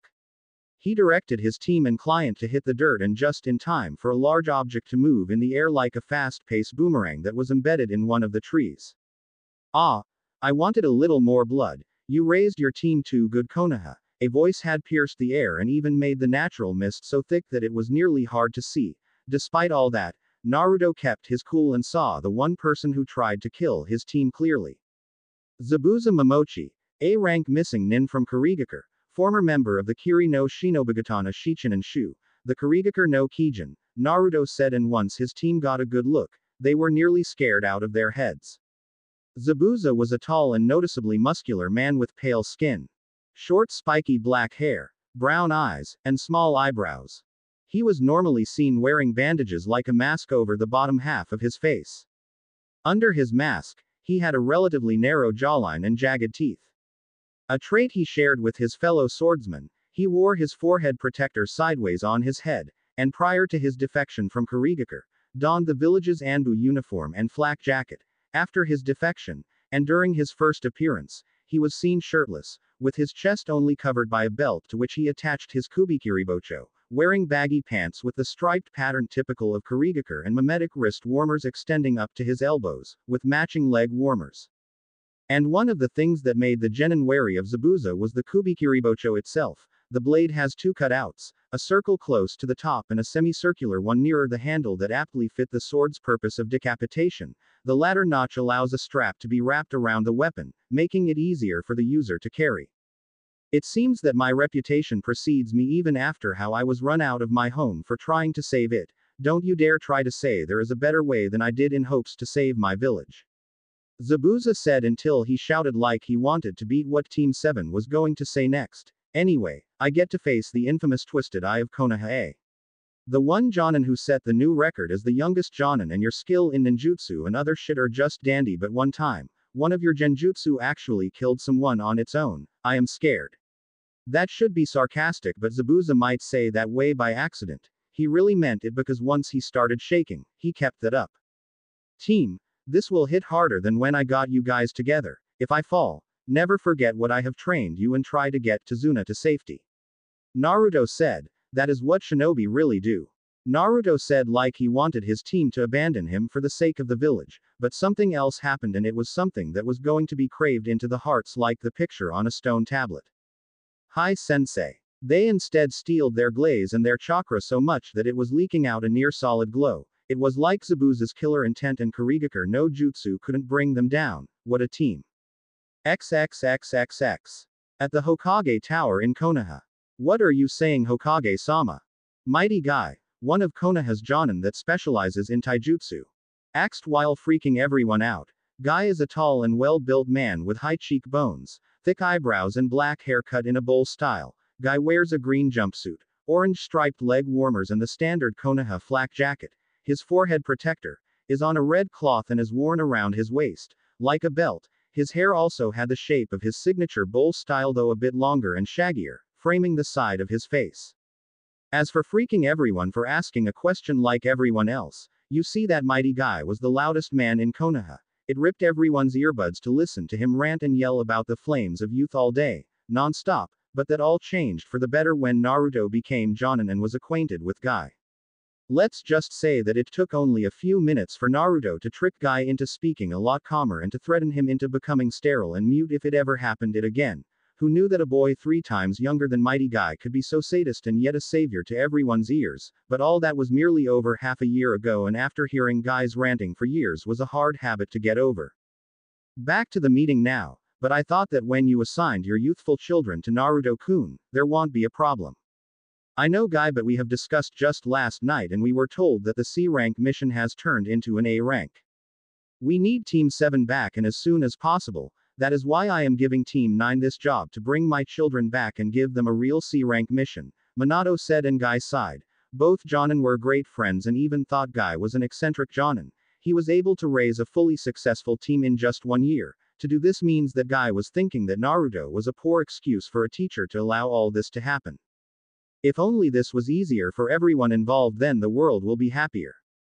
And so, they took a boat ride until they had to walk on land once again. But when Keiji got scolded for striking a rabbit, Naruto realized that action actually was a signal never to be found. Duck. He directed his team and client to hit the dirt, and just in time for a large object to move in the air like a fast-paced boomerang that was embedded in one of the trees. Ah, I wanted a little more blood. You raised your team too good, Konoha. A voice had pierced the air and even made the natural mist so thick that it was nearly hard to see. Despite all that, Naruto kept his cool and saw the one person who tried to kill his team clearly. Zabuza Momochi, A rank missing nin from Kurigakure, former member of the Kiri no Shinobugatana Shichinen Shu, the Kurigakure no Kijin, Naruto said, and once his team got a good look, they were nearly scared out of their heads. Zabuza was a tall and noticeably muscular man with pale skin, short spiky black hair, brown eyes, and small eyebrows. He was normally seen wearing bandages like a mask over the bottom half of his face. Under his mask, he had a relatively narrow jawline and jagged teeth. A trait he shared with his fellow swordsmen. He wore his forehead protector sideways on his head, and prior to his defection from Kurigakure, donned the village's Anbu uniform and flak jacket. After his defection, and during his first appearance, he was seen shirtless, with his chest only covered by a belt to which he attached his kubikiribocho, wearing baggy pants with the striped pattern typical of Kurigakure and mimetic wrist warmers extending up to his elbows, with matching leg warmers. And one of the things that made the genin wary of Zabuza was the kubikiribocho itself. The blade has two cutouts, a circle close to the top and a semicircular one nearer the handle that aptly fit the sword's purpose of decapitation. The latter notch allows a strap to be wrapped around the weapon, making it easier for the user to carry. It seems that my reputation precedes me even after how I was run out of my home for trying to save it. Don't you dare try to say there is a better way than I did in hopes to save my village. Zabuza said until he shouted like he wanted to beat what Team 7 was going to say next. Anyway, I get to face the infamous Twisted Eye of Konoha. The one Jonin who set the new record as the youngest Jonin, and your skill in ninjutsu and other shit are just dandy, but one time, one of your genjutsu actually killed someone on its own. I am scared. That should be sarcastic, but Zabuza might say that way by accident. He really meant it because once he started shaking, he kept that up. Team, this will hit harder than when I got you guys together. If I fall, never forget what I have trained you and try to get Tazuna to safety. Naruto said, that is what shinobi really do. Naruto said like he wanted his team to abandon him for the sake of the village, but something else happened, and it was something that was going to be craved into the hearts like the picture on a stone tablet. Hi sensei. They instead steeled their glaze and their chakra so much that it was leaking out a near solid glow. It was like Zabuza's killer intent, and Kurigakure no jutsu couldn't bring them down. What a team. XXXXX. At the Hokage Tower in Konoha. What are you saying, Hokage-sama? Mighty Guy, one of Konoha's jonin that specializes in taijutsu, asked while freaking everyone out. Guy is a tall and well-built man with high cheekbones, thick eyebrows and black hair cut in a bowl style. Guy wears a green jumpsuit, orange striped leg warmers and the standard Konoha flak jacket. His forehead protector is on a red cloth and is worn around his waist, like a belt. His hair also had the shape of his signature bowl style, though a bit longer and shaggier, framing the side of his face. As for freaking everyone for asking a question like everyone else, you see, that Mighty Guy was the loudest man in Konoha. It ripped everyone's earbuds to listen to him rant and yell about the flames of youth all day, non-stop, but that all changed for the better when Naruto became Jonin and was acquainted with Guy. Let's just say that it took only a few minutes for Naruto to trick Guy into speaking a lot calmer and to threaten him into becoming sterile and mute if it ever happened it again. Who knew that a boy 3 times younger than Mighty Guy could be so sadist and yet a savior to everyone's ears? But all that was merely over half a year ago, and after hearing Guy's ranting for years was a hard habit to get over. Back to the meeting now, but I thought that when you assigned your youthful children to Naruto-kun, there won't be a problem. I know, Guy, but we have discussed just last night and we were told that the C rank mission has turned into an A rank. We need Team 7 back and as soon as possible. That is why I am giving Team 9 this job, to bring my children back and give them a real C rank mission, Minato said, and Guy sighed. Both Jonin were great friends and even thought Guy was an eccentric Jonin. He was able to raise a fully successful team in just 1 year. To do this means that Guy was thinking that Naruto was a poor excuse for a teacher to allow all this to happen. If only this was easier for everyone involved, then the world will be happier. So why the sensei of team is called the Twisted Eye anyways, Guy sensei? Tenten of Team 9 had to ask. She was a woman that has black hair and steel gray eyes. She wears her hair in Chinese-style buns on either side of her head with short fringe bangs falling over her forehead protector, which she wears in the traditional manner. Tenten wears a pink sleeveless kipao-style blouse with red sleeve trimmings and yellow fastening buttons, as well as dark green pants, a pouch adjusted to her thigh, and standard blue ninja sandals. Her appearance is a reference to the Chinese culture of a growing girl. Tenten is training with her weapons in hopes of becoming a weapons master, a female one at that, to prove that woman can be as good shinobi as any man. That is why she idolizes Tsunade of the Konoha Sennin, who became the world's strongest and best medical shinobi. Yeah, Guy-sensei. I heard that Naruto-san had gotten that nickname ever since he broke the record as the youngest Jonin in our village's history. Rock Lee, also of Team 9, shouted in response to that first question. He even helped me with my problem before I was assigned to you, Guy-sensei. Lee was a man who possesses very thick eyebrows and large, rounded black eyes with prominent lower eyelashes, after joining Might Guy's team. His appearance changed considerably to emulate his idol and sensei. His hair is now cut and styled into a bowl cut style like Guy, and he also began wearing the same attire, consisting of a green jumpsuit, orange leg warmers, and a red forehead protector worn as a belt. The only difference in his attire were the bandages he regularly wears around his hands and wrists, which also cover a set of stitches on his left hand, a trait that was due to his rigorous taijutsu training. Lee also was a man who proved to have no talent in ninjutsu or genjutsu whatsoever because of a birth defect that prevented him from supposedly modeling chakra into jutsu, but Naruto knew better. The defect only prevented Lee from releasing the chakra from his body, and it is still being generated. The blonde taught him how to still use chakra in Lee's taijutsu by using it to enhance his attributes and increase his strength, speed and agility. That was how Lee heard of Naruto's nickname. It is because Naruto-san is not only a prodigy in ninjutsu but also genjutsu. His illusions take on many forms and directly attacks the senses and even the living brain. What is more, Naruto-san even took an interest in general autonomy, which includes human. That is how he knows to use his chakra for his illusions. Neji, the final member of Team 9, answered. It was no surprise, since he used to think that only those born in clans were the only ones worthy of becoming prodigies, but Naruto had proved him wrong.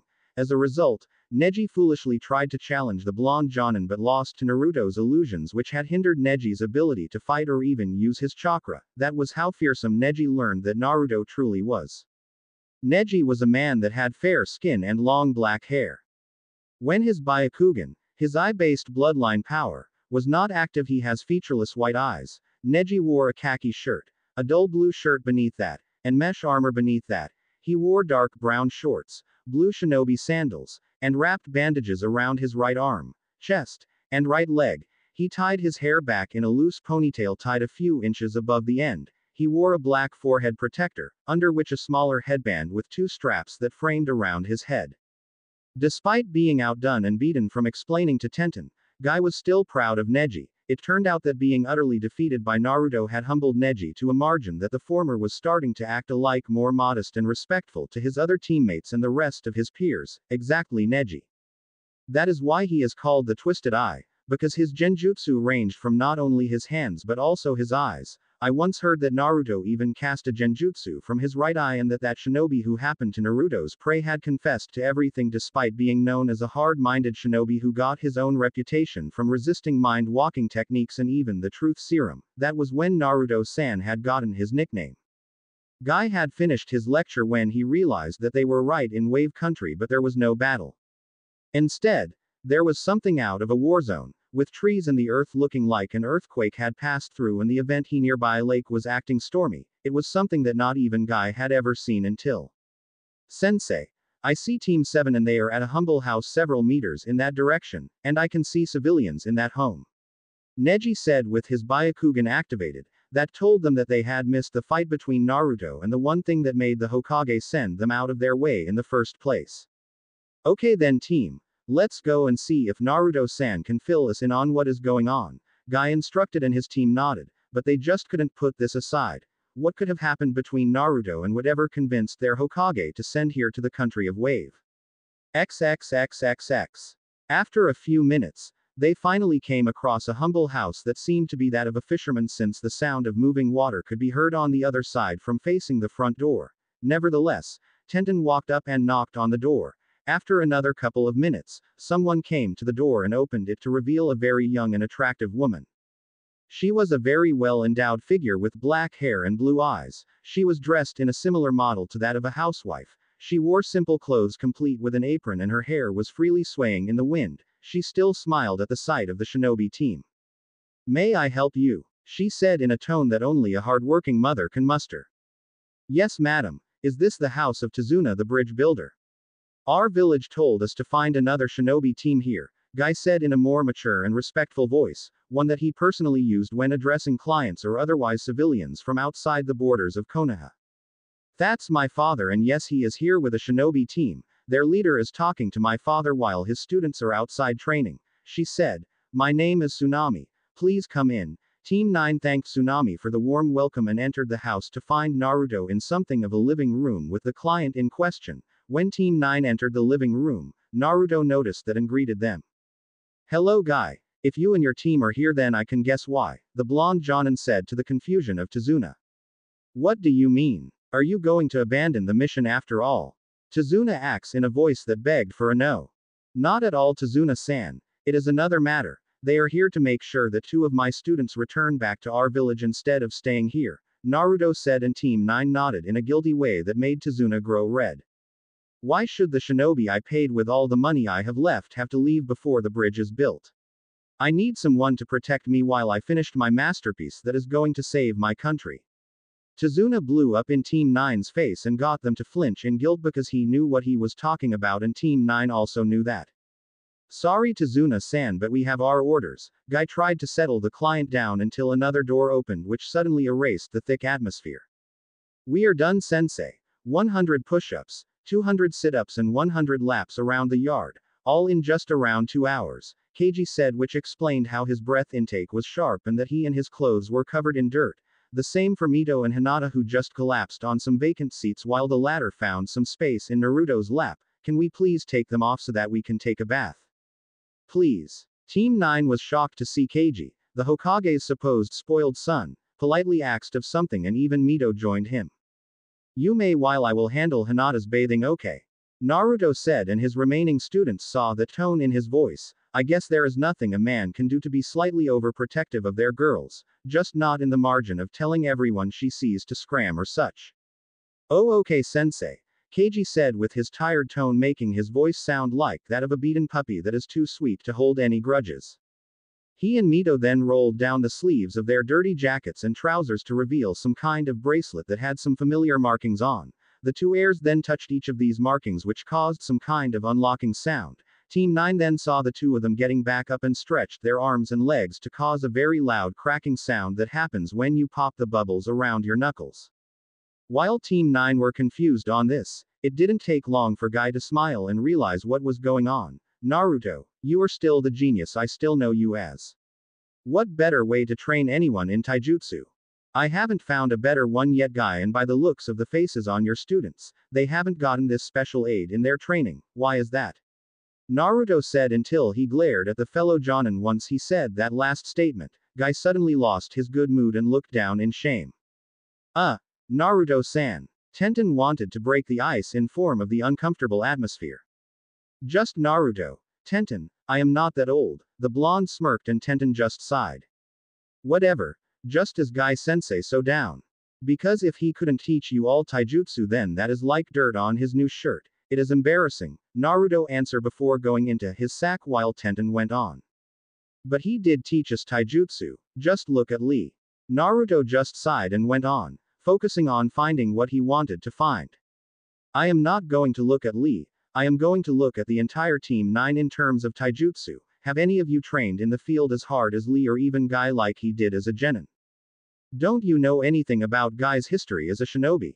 Naruto asked, and when he didn't get an answer immediately, he left it as a no. Whatever, I need to make sure that no one is far away or far behind while I am still a Konoha Jonin. Here they are.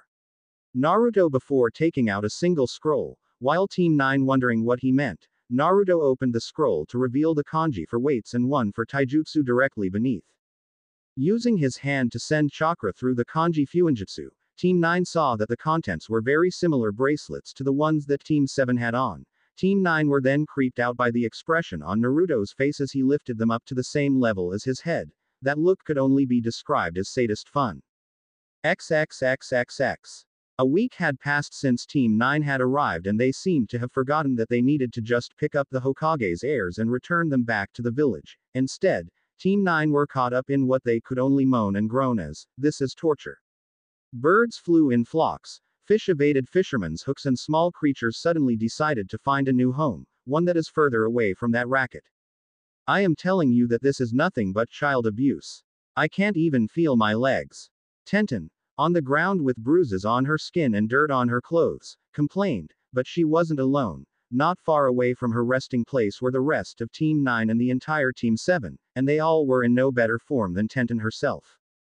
Please Tenten-san, don't say another word, Keiji said, straining to the pain throughout his body and the aching of every single muscle under his skin. Tenten, however, didn't get why he did ask of that. Oh, you think I am just annoying and a whining brat like you were? Tenten yelled in Keiji's direction and only got the male heir to look the other way. That really hurt him, like all the times he had to remember the hard way that his ways with women weren't as close to romantic than he originally thought before he was assigned with his twin sister to Naruto's Team 7. Tenten-san, what we mean is that if Naruto-sensei heard us complain, then he will force every single one of us to go to bed at night with the weights increased, and that is without any dinner. Sensei is that type of jonin and instructor. Funny to hear Mito come to Keiji's aid, since the two weren't at the best of ends even though they were both parts of the pair until they first became genin. It happened every time we did wine during the last 3 months, Tenten-san. That caused everyone in Team 9 to shudder. Like a cold wind came out of nowhere and caused quite the breeze under the muddy clothes. Just how hard was it with Naruto's training that had caused two of the most spoiled kids imaginable to become the exact opposite? Now they are completely humble, to a fault. Never even tried to make themselves look superior ever since Team 9 arrived where they were in the country of Wave. It was scary to think about it all. Just what horrors and harsh training Naruto forced his team to go through, and do all this in just 3 months. Thanks for watching.